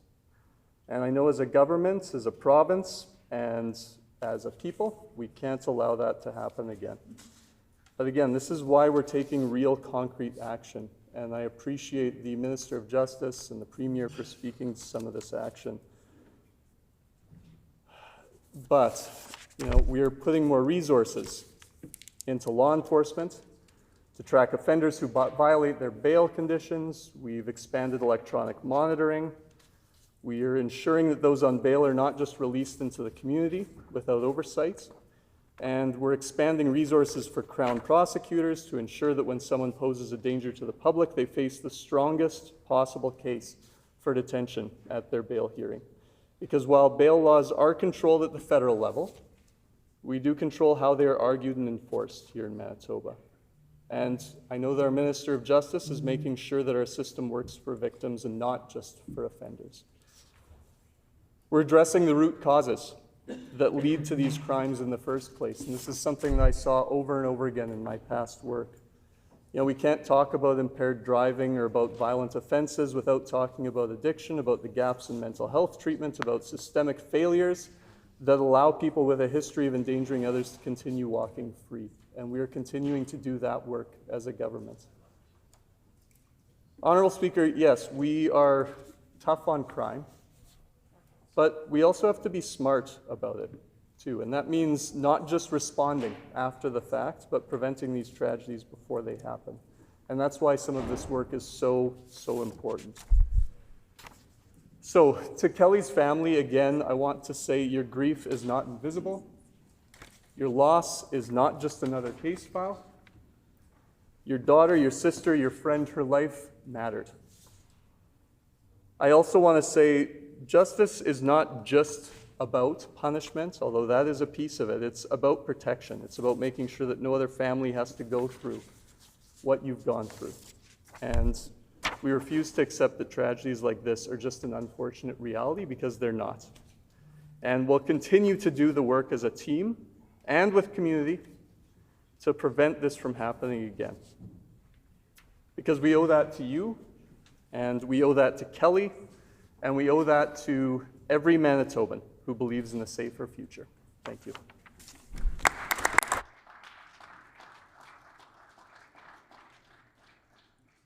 The Honourable Member for Brandon West. Well, thank you, Honourable Deputy Speaker.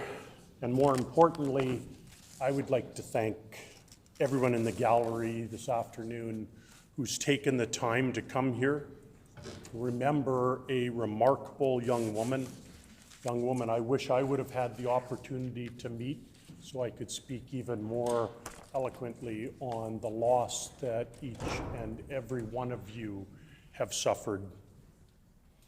I also want to commend you for being here today to send a clear message to all of us here in this chamber. We hear you loud and clear, and you are right. More needs to be done. Every senseless tragedy Honorable Deputy Speaker, has a family that is left grieving, left with a hole in their heart that can never, ever be filled. As an emergency responder and as a police officer for 33 years, I've had to see that firsthand through my career in law enforcement. And each pain is as unique as the person that is lost. It shows incredible strength and resilience to be here today, to stand united, and to think not just of your own loss, but what can be done to ensure that no other family has to go through this again. That, in my opinion, is what true leadership is about and in its most pure form. I'm cautiously optimistic with the words of support from this Premier and Justice Minister, and I say cautiously as I've heard these words many, many times before without substantial action. So to the family, we hear you. We know that more can be done, and we know more must be done. That's why Manitobans sent us all here to this chamber to represent them. And we repeat that call each and every day when we sit here in this chamber, and we say to frame such laws as may tend to the welfare and prosperity of our province. The only way to tend to the welfare and prosperity of our province is to act and ensure that society is protected from repeat, chronic, and prolific offenders.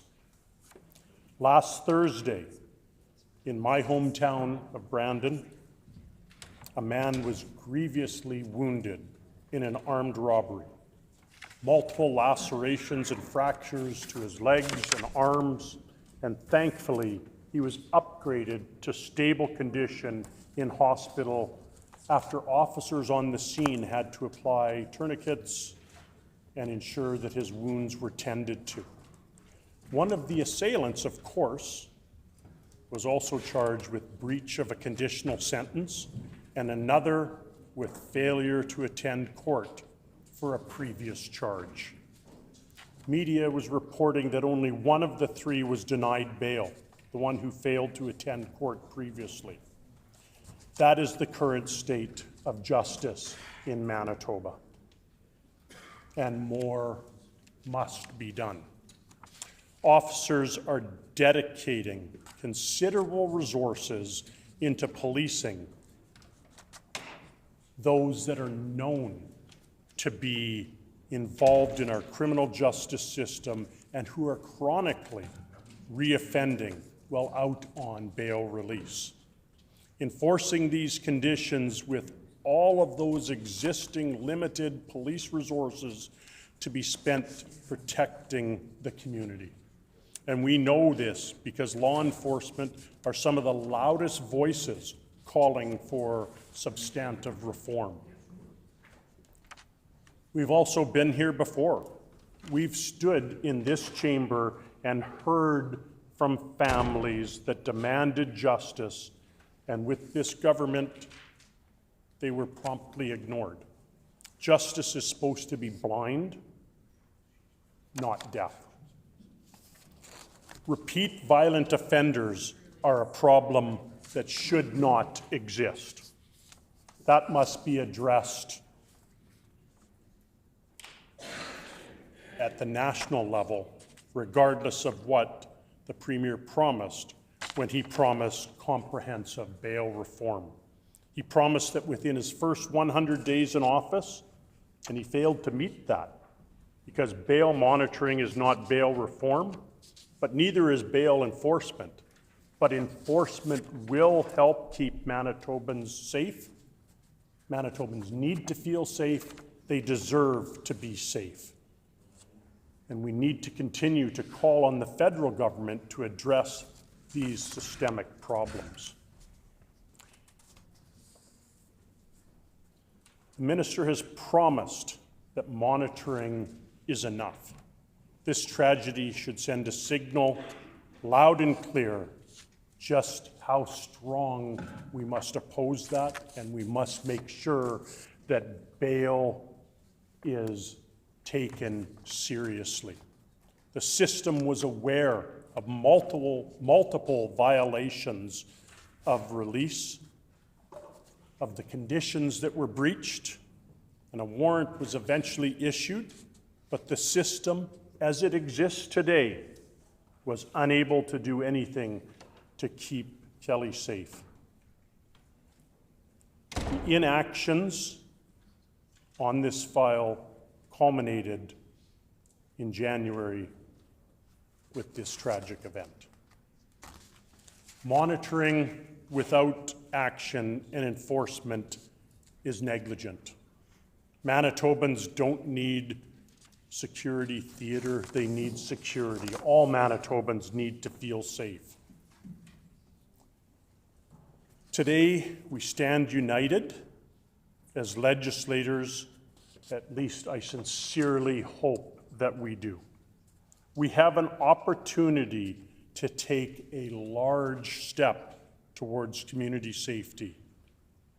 It's far from a solution, but it moves that goal ever closer.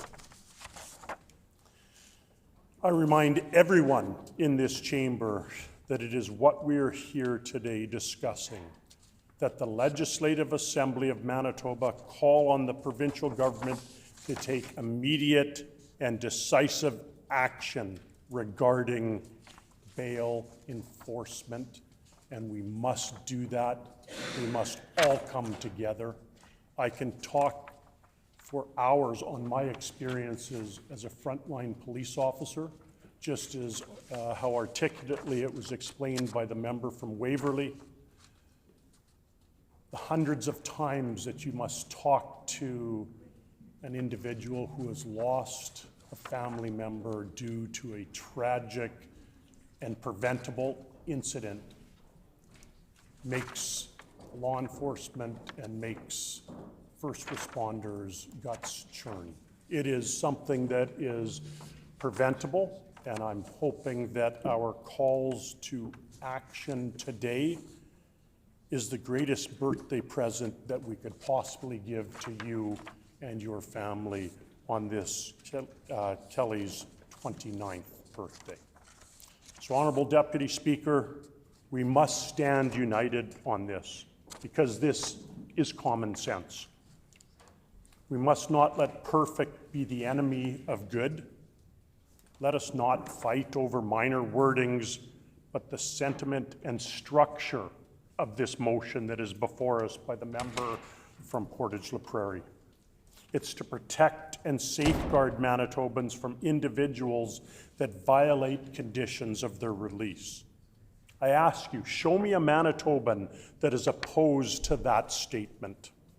Let the justice system put reasonable restrictions on release, but let the hammer fall on those who take this leniency and abuse it. Honorable Deputy Speaker, as the saying goes, fool me once, shame on you. Fool me twice, shame on me. Violate your conditions of release multiple times, which causes the death of an innocent young woman, shame on government.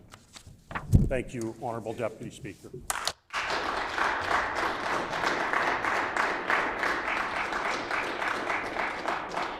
The Honourable Minister of Advanced Education and Training.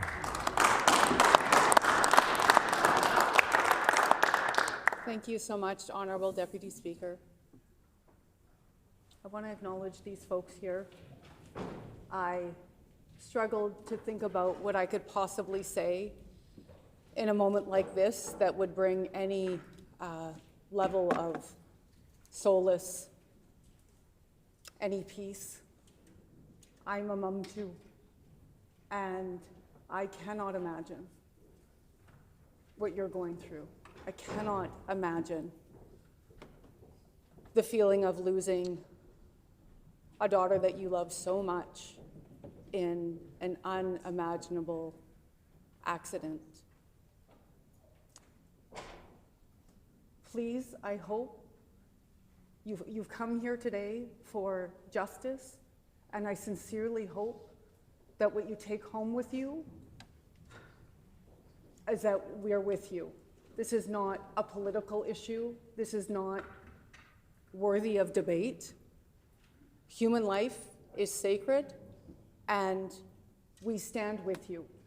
And I hope that you feel that, and you understand that, and you know that. We are united in our desire to make change in this province. And today, we are standing with the members opposite because it is so incredibly important. And I want you to know how much we value you coming here, how much I wish you didn't have to come here, and that you accept that we are with you, and the Minister of Justice is committed to moving forward on the recommendations.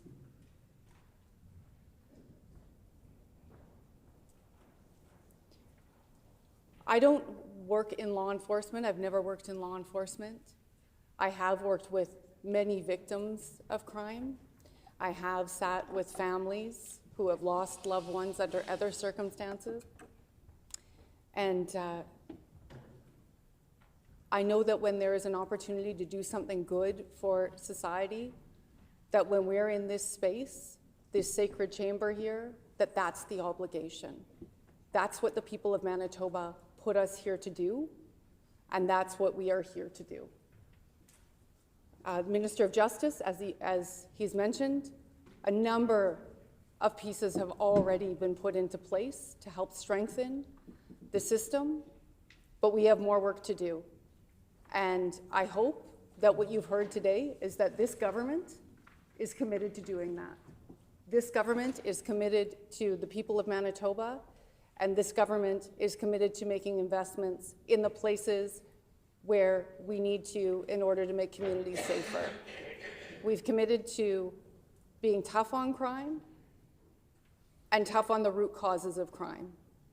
And I think that what you will see from our Premier, our Minister of Justice, and everybody else around this legislature is that there is a deep commitment to making all of this work together in a way that will make our communities safer. Selfishly, I don't want to have to come here if something happens to a loved one of mine. And I don't want to be sitting up there asking the next government to do something. So my commitment to you in this moment is that 100% will support what you need and continue to work on making all of this better. There are times when we come into this chamber and we debate things because we have a difference of opinion, a difference of values, negotiate the validity of the facts. And today, we're not here to debate that. So I hope that we can move forward with getting on with the business of the day.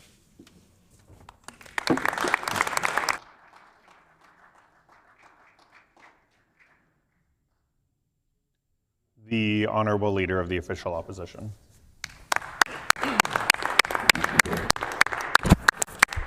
Thank you, Honourable Deputy Speaker, and to the family and friends and community members that have joined us today. Travis, Michelle, Ron, Jerry, and Tara Lee, Mike, and Jessica, Ryan, and Claire, and all your families and extended families, cousins, nieces, nephews, community members. It's a very emotional day. But having the conversation prior to lunch and talking about tone. Talking about tone as we move forward. I know that the member for Portage La Prairie and the member for Lakeside, I work quite closely with all of you to bring forward this change. And what's nice that I've heard today part of it, I'll say 90% of today, is going good. I see that the change is on the horizon, with some cross-party lines working together on this motion. I mean, the original Opposition Day motion from the member for Portage la Prairie read that the Legislative Assembly of Manitoba call on the provincial government to take immediate and decisive action to create a bail condition enforcement branch within the Manitoba Sheriff's Department to protect and safeguard Manitobans from individuals that violate conditions of their release. Then the Justice Minister stands up and does a friendly amendment to the motion. And I will read it, because I think it's important to hear the words and to see exactly what the government is committing to work towards. That the motion be amended by striking out all of the words after that and replacing that text with the Legislative Assembly of Manitoba calling the provincial government to take immediate and decisive action to further enhance bail enforcement within law enforcement agencies to protect and safeguard Manitobans from individuals that violate conditions of their release. Now, the reason why I'm rereading that is to point out how important that is, where we're working across party lines and agreeing to an amendment to a motion put forward by our party, the opposition, is to do that, is just to do better. And I thank Michelle for the conversation, and sorry to highlight you right on the floor of the legislature, but the conversation we had was the fact that we want to take out the partisanship, because we're all here to try to make sure that there's some form of change. So I know that the member for Lakeside had repeated the fact that take out the partisanship and do proper. It's a proper thing to do, to move forward. Sometimes you don't know what you don't know. And you find that, for myself, coming up to my 14th year of being in this incredible place to work, this was not something on my radar to do. I was more than happy being a teacher and guidance counselor working with youth, and at times some really difficult topics and situations, much like many of you have been dealing with for a few months now. The thing is, what I mean is, by you don't know what you don't know, is that in the election, in the 2023 election, I think that was some of the things that, today the Premier is finding out that he maybe said things during that election that he didn't quite know that he either could do or couldn't do. But the fact is that he was saying it. And I've got pages and pages and pages, and much like my friend and colleague from Brandon West, could talk hours on this subject. The fact is that crime has gotten worse. The fact is that some of our seniors are worried to get out. I'm from rural Manitoba. So if we think that it's just happening in urban centers, it's not. It's happening all over the place, all across this great province of ours.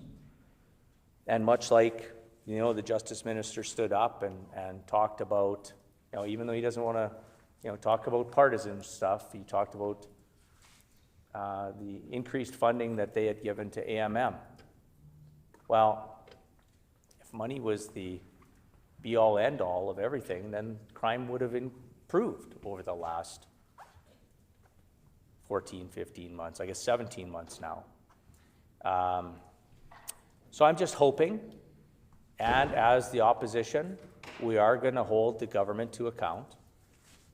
I am happy that we're going to see that this motion is going to pass this afternoon unanimously, which, to those of you watching from home and those of you in the gallery, that doesn't happen too often.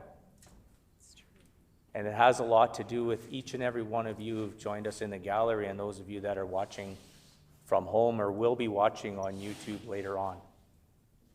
I couldn't imagine going through what a lot of you have gone through. I have lost my sister-in-law to cancer during the 2023 election. It's almost one of those things where, you know, you expect that to happen once in a while, though, right? Cancer's taken many people. Accidents. Kel's death was preventable. We don't have a crystal ball. We don't have a DeLorean to jump into and reverse time and fix the things that maybe should have been fixed ahead of time. But you've got our word as opposition, and now you're hearing it from the government benches. You have their word. They're taking immediate and decisive action to make changes. And we will work with them to have that bipartisan, tripartisan, quadruple partisan, because we've got some independent members, everybody to come on board and try to make Manitoba a better and safer place to live, work, and raise a family. So with that, Honorable Deputy Speaker, thank you for your time. Thank you to the family and friends and community members who've joined us here today. And I want to thank all members of this chamber for working together. And I look forward to passing this motion this afternoon unanimously. Thank you, Deputy Speaker.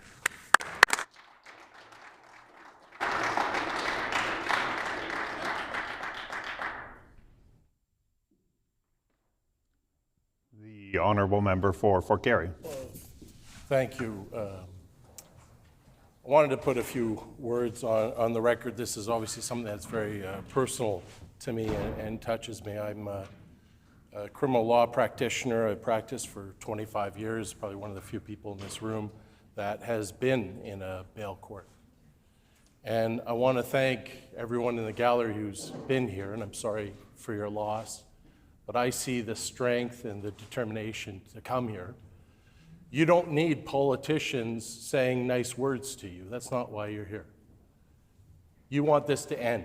You don't want anybody else to live through this. And you want to see action. And in the history of this building, there has never been a government that wasn't tough on crime. There has never been a government that wasn't tough on bail. Yet nothing seems to change. Why is that? I think I have some ideas, because I think you deserve an answer. I think you deserve to be respected and told why things aren't seeming to change. And I'm going to give you a very brief story of something that happened in my career when I was a very young lawyer that really imprinted on me just the measure and scope and problems that we're facing that we can overcome, but we need to do the right things. I had a young client who was walking home late at night by herself, and she was set upon. She was attacked by a stranger who sexually assaulted her in a violent and disturbing manner. She was devastated. There was no help for her. There was no resources, nobody to take care of her. She was on her own.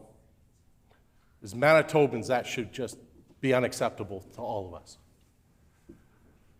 So what did she do? She armed herself with a knife, because nobody was protecting her. She had to protect herself. And she was angry and hurt and upset. So what'd she do? She drank. Day in, day out, drank.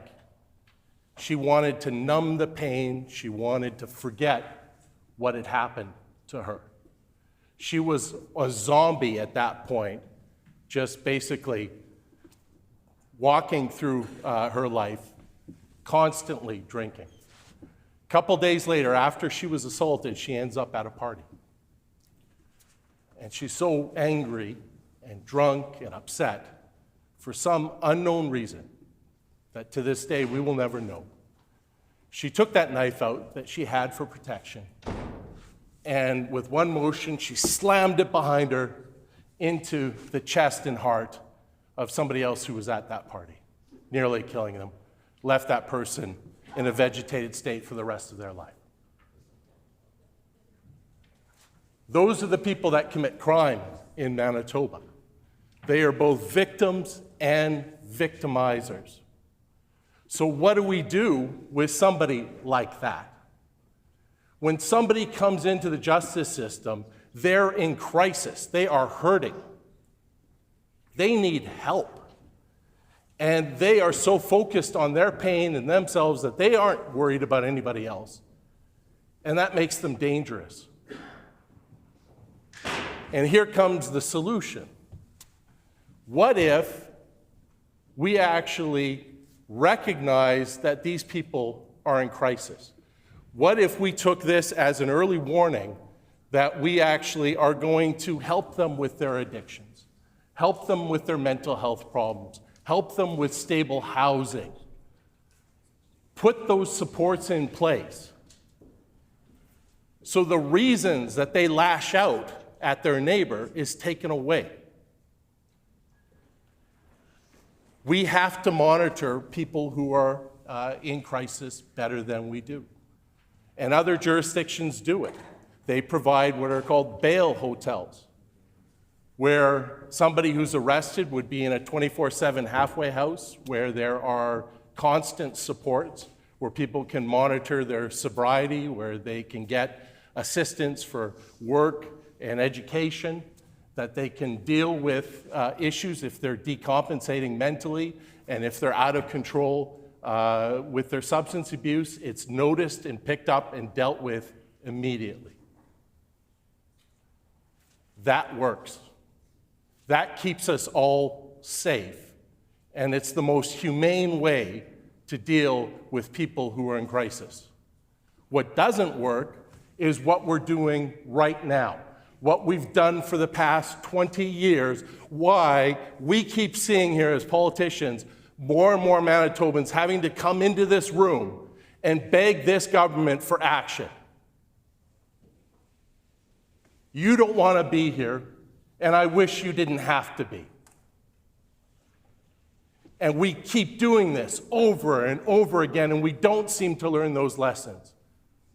Because it's very easy for politicians to go out there and say, I'm tough on crime and we got to throw the book at these people. It is a lot harder to find the money to put supports in place to deal with the people who are struggling in our community, who are our neighbors. And that keeps us all safe. That's what's missing. That's what you haven't heard today. And when you leave here today, you will not hear a commitment of any money or any investment in actually keeping us safe. Public safety is a political choice, and it's not a cheap one. And any politician who tells you there's an easy fix or we can fix this and do this right away is lying to you. Thank you so much for coming here. It means more than you could possibly know. I just hope that we rise to this challenge and we are not yet another disappointment to you. Thank you.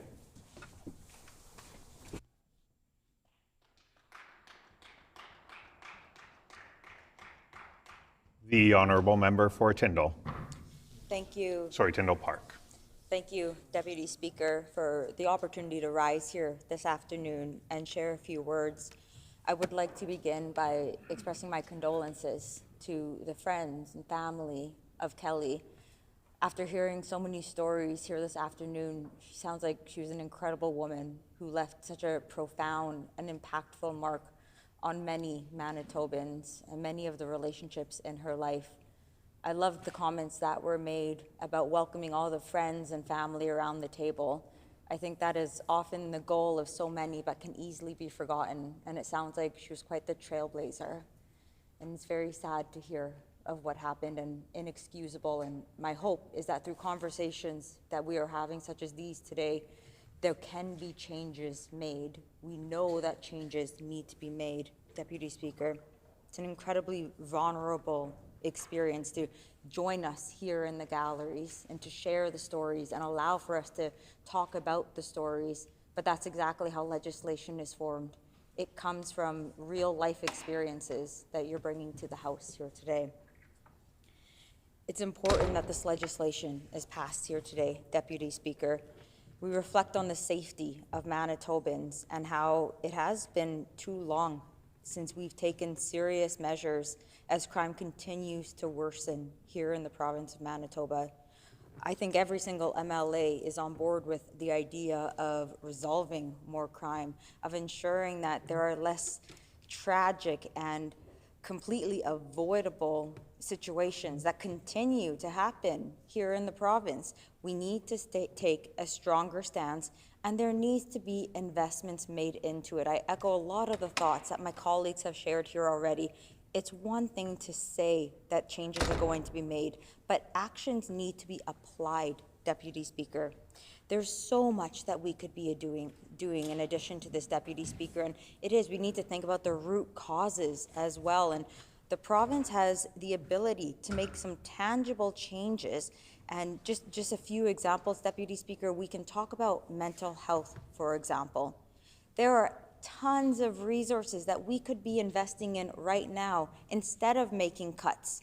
But unfortunately, that's what we're seeing, and this is having a ripple effect, Deputy Speaker.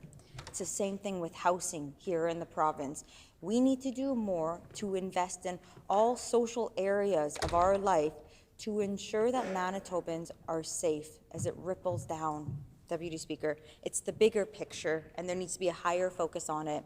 I heard someone say earlier that over 7,000 people signed the petition. That is incredible. That deserves to be talked about here in the House. That deserves action, not just words from the Manitoba Legislature, Deputy Speaker. So I'd like to thank my colleague for bringing forward this legislation. For all of my colleagues, it sounds like there is a consensus on this legislation, and I hope to see it passed immediately. Thank you.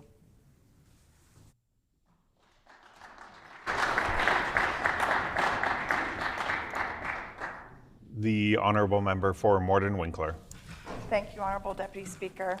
I just want to say thank you for being here today and for giving me the opportunity to speak to you about this issue of bail reform. I want to express my deepest condolences as well. I can't imagine what it would be like to lose a child. I have kids that are 29 and 31 years old, and I can't imagine what it's like to have to go through something like this. But I want to thank you, everybody in the gallery, for being here today. This is how we make change. And as legislators, the fact that you came here to support us when we're trying to bring something forward is a huge part of what we do, and that's a team effort. And I really appreciate all of you being here. It really helps us see and the government see how important this is to the people in the province. So thank you very much again. Thank you for giving me the opportunity to speak to you today. I want to address the critical issue in our justice system that is directly affecting the safety and well-being of our communities in Manitoba. The need for bail reform. Specifically, we need to rethink how we use bail to ensure that we are not releasing individuals who are more likely to reoffend, and in so doing, taking innocent lives, like we've experienced, what we've heard about today, and Kelly. Currently, our bail system often fails to assess the real danger that certain individuals pose to public safety. We need to do better. There have been many tragic instances where people with a history of violence or criminal behavior have been granted bail, only to go on and commit even more serious crimes, sometimes leading to the loss of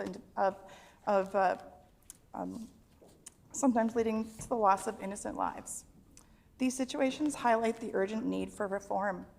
And I want to ask the government again today, let's make a change. Let's not just talk about it. Let's not just say we're going to do something, but actually do it. Let's actually set a group together, a committee together to start addressing these shortcomings. It's really important. The current system often focuses on the ability to pay for bail rather than the risk of individuals present. In many cases, individuals who can afford bail are released, even though the history of violent offenses of reoffending are high. Manitoba needs a risk-based approach to bail, one that prioritizes public safety and the likelihood of reoffending. If someone has a violent past or has committed crimes before, they should not be released without a thorough risk assessment. We need to ask ourselves, are we truly protecting the public by releasing someone who has repeatedly shown disregard for the law? This is the thing, the big job and the big task at hand, is reforming and checking to see what is not working and how can we change it so that it works and protects those in our province. Ultimately, reforming Manitoba's bail system is about more than just policy changes. It's about protecting innocent lives of our families, of our children, of those we love all around us. Every time a violent offender is released without proper scrutiny, the risk of harm to our communities increases. It's time to act before more innocent people pay the price. It's all of us that need to work for change. And I'm really happy to see that we all are on the same page here today, that we want to make a change and we want to protect those that we love. I have a family member who owns a business in Port Prairie specifically, and he's a young adult, entrepreneur, loves the community, and in his experience in the community, he has told me that he has come across situations that have been quite dangerous and had to go call 911. And those are situations that we don't want anybody to be in, and this is in the middle of the day. I was talking to some of the family members during the lunch today, and they expressed how they don't feel safe after 5 o'clock at night going out into Port Prairie in the community. This is something that we need to change. Why are these people out there in the community doing these things to these innocent people? It's like they're the ones who are out on bail, and they have to be careful not to go out in the public. They're not the prisoners. We need to make sure that we keep people safe, but we also protect those that are on the streets and in daily life in our communities across our province and in the city of Winnipeg. I want to say thank you again to all of those first responders who do work really hard for all of us and keep us safe. There's so much that they do in every situation. The police officers, paramedics. There's so many instances where they go out and they deal with situations that are happening because of people out on bail and things that are happening in our justice system that are not working. They're dealing with a lot of trauma, a lot of really violent situations, and I want to thank you and lift you up for the things that you do to keep us safe and to help protect us if something should happen. In conclusion, we must act now to reform bail in Manitoba. We can't let this wait. We need to do it now, before more lives are lost, before more trauma happens, and before more innocent people are victimized. We need a system that puts safety first in our communities, that evaluates the true risk of offending, that ensures that those that are dangerous don't get a second chance to harm others, or a third chance, or a fourth chance. Let's work together for a safer justice system that protects everybody. Thank you.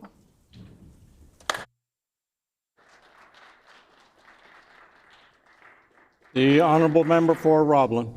Thank you, Honourable Speaker. I want to begin my comments, first of all, by offering my deepest condolences to all of you who've joined us in the gallery here today. I didn't know Kelly, but from listening to the stories that others who did know her or who know you have told us today, I know how great your loss is, and I want to thank you for taking some of that pain and turning it into action, and for coming here today.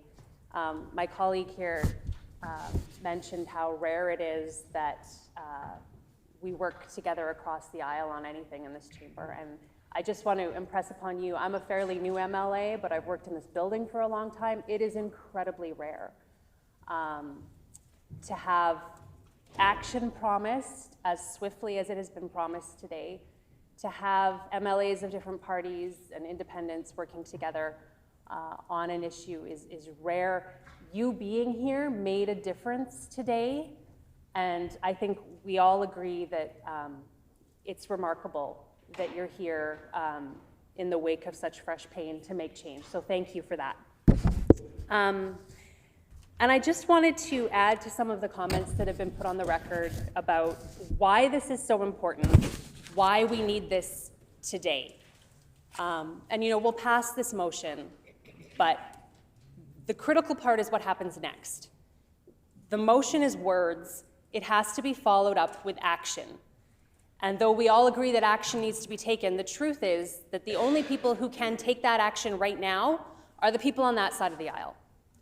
So it's going to be up to them to stand by all of the words they've put on the record today and all of the words that are in this motion that they're agreeing to pass, and to follow it up with real action to stop repeat offenders from walking our streets and hurting Manitobans. Thank you. I just wanted to read into the record a few of the words from Mayor Knox's letter, and for the benefit of members opposite and the clerks, this is the same letter that was tabled during question period by the member for Portage-la Prairie. Mayor Knox wrote, "I implore you, Minister, to act decisively and immediately. Strengthen enforcement mechanisms to ensure individuals with active warrants are apprehended and kept in custody." That's one. Number two, prioritize public safety in sentencing and parole decisions, especially for repeat offenders. Number three, increase resources and accountability within the justice system to prevent known criminals from endangering innocent lives. And number four, consult with communities and families affected by crime to develop meaningful, impactful reforms. So those are the action steps. The motion today, all of this debate is words and it's meaningful, but it has to be followed up with those actions. What happened to Kelly can't happen to any other Manitobans.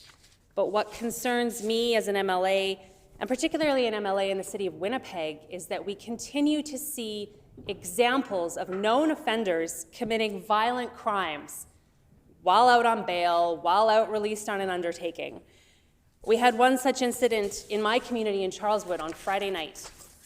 Early in the evening, a man was brutally attacked with a machete at a convenience store on Dale Boulevard in my community. The same convenience store where my kids and I ride bikes to go get drinks and treats in the summer, just steps away from families' homes and a community center and other local businesses. And what makes this particularly troubling is that the suspect is a 15-year-old boy. A 15-year-old boy, a known offender, who's now charged with, let me see here, failing to comply with his sentence and failing to comply with the conditions of an undertaking. His victim had to have surgery. There were reportedly multiple tourniquets applied on the scene because he was so grievously injured. So he had a machete. He's a minor. Legislation passed to prevent machetes from getting into his hands was ineffective. Any steps the government says that they've taken to keep violent offenders off the streets seems to have failed in this instance as well. And that's just one example. Last month, just a couple of weeks ago, an 83-year-old grandmother was attacked on her way to buy milk at the corner store. Her injuries include a shattered pelvis. Doctors expect her to be in the hospital for another month, followed by months of rehab. A 27-year-old man has been arrested and charged with aggravated assault. He was out on bail, facing charges for another violent attack in May of 2022. Last year, closer to home for me and the other members of this House in West Winnipeg, the owner of the Cork and Flame, Kyriakos Vogiadzakis, I routinely butcher his name, I apologize. He was killed by a man with a lengthy criminal record who was repeatedly freed on bail and has been charged with manslaughter and uttering threats. And anybody from West Winnipeg knows how devastating that has been to our community and how beloved he was by members of our community who frequent the Cork and Flame. There are other examples. Last Wednesday, police spotted a truck with an improper license plate near Logan and Sherbrooke. The Dodge Ram sped away at high speeds, endangering everyone around him. Air One tracked the vehicle as it sped through city streets until it crashed at Higgins in Maine. The driver was arrested and charged with stealing the truck, possessing a weapon, and failing to comply with the conditions of a release order. My point, Honourable Speaker, is that this continues to happen over and over with life-altering and often life-ending consequences. So while I'm encouraged by the fact that the NDP government has agreed to pass this motion today, our job as opposition will be to continue to hold them to account, to follow up with action, to prevent something like what happened to Ms. Verwey from ever happening to another Manitoban. Thank you.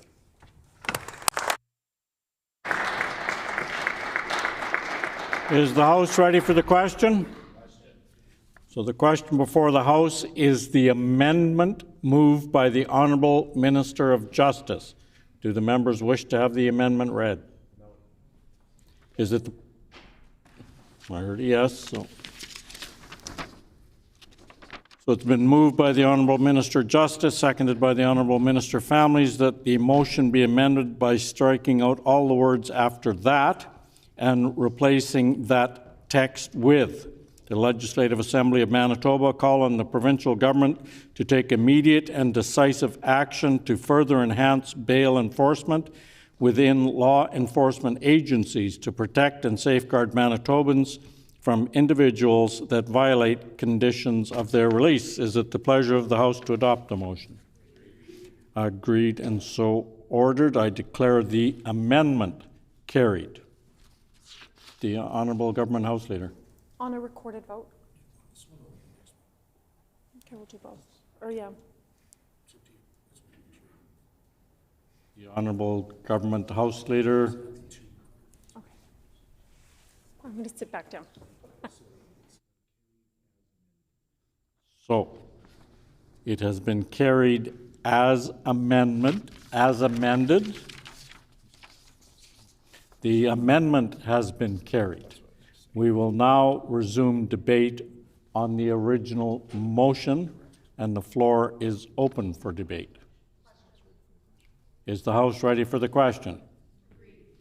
So the question before the House is the Opposition Day motion moved by the member for Portage-La Prairie as amended. The motion reads as follows, that the Legislative Assembly of Manitoba call on the provincial government to take immediate and decisive action to further enhance bail enforcement within law enforcement agencies to protect and safeguard Manitobans from individuals that violate conditions of their release. Is it the pleasure of the House to adopt the motion as amended? Agreed and so ordered. The motion is carried as amended. The Honourable Opposition House Leader. On a recorded vote, please. A recorded vote has been requested. Call in the members.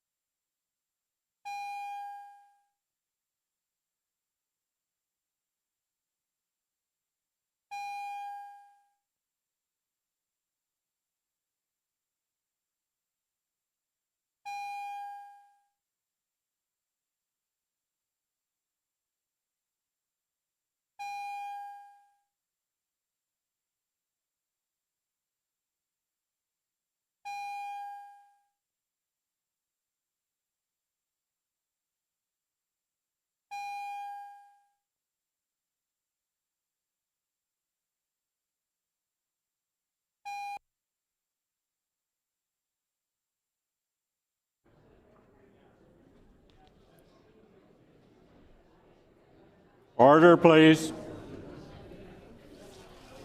Order, please.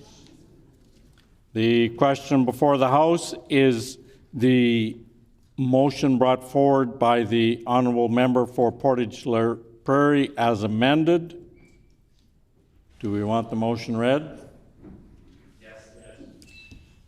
The amended motion reads as follows, that the Legislative Assembly of Manitoba call on the provincial government to take immediate and decisive action to further enhance bail enforcement within law enforcement agencies to protect and safeguard Manitobans from individuals that violate conditions of their release. All those in the House in favour of the motion, please rise.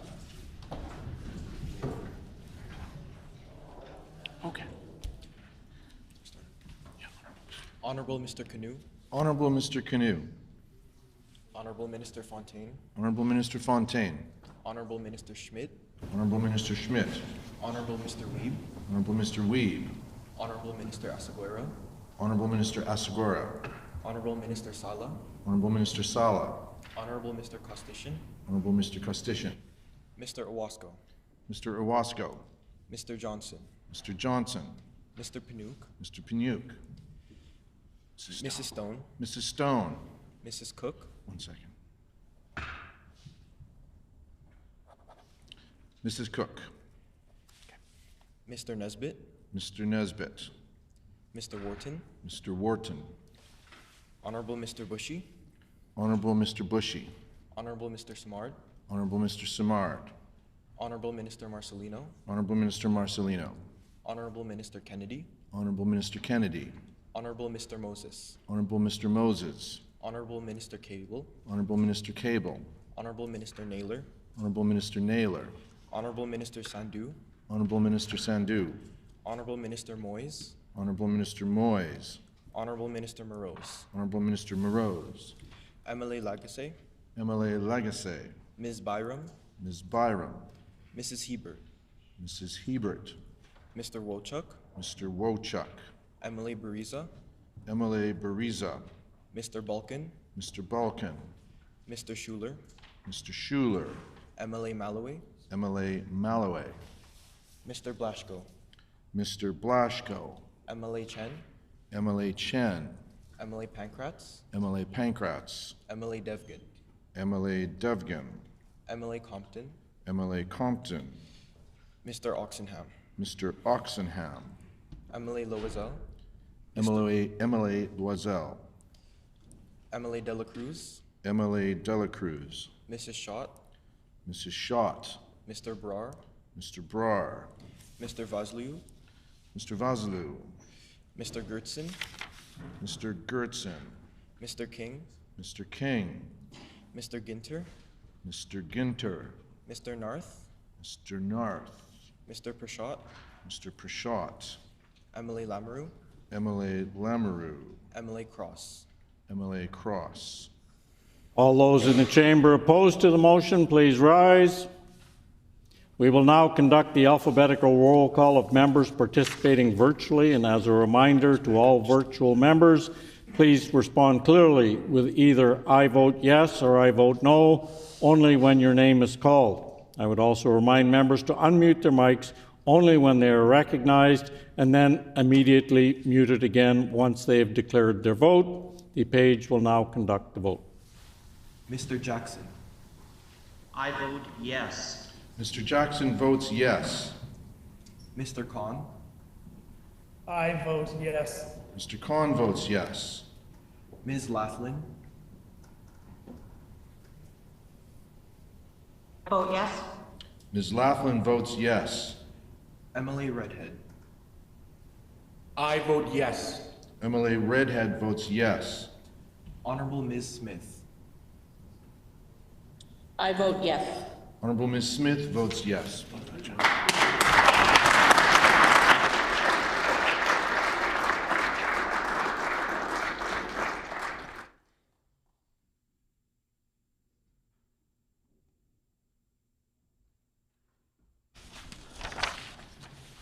Ayes 55, nays 0. The motion is accordingly passed as amended.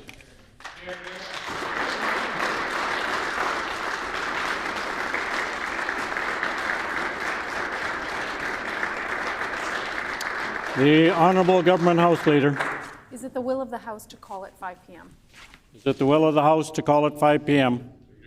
Agreed and so ordered. The hour now being 5 p.m. The House is adjourned and stands adjourned until 10 a.m. tomorrow.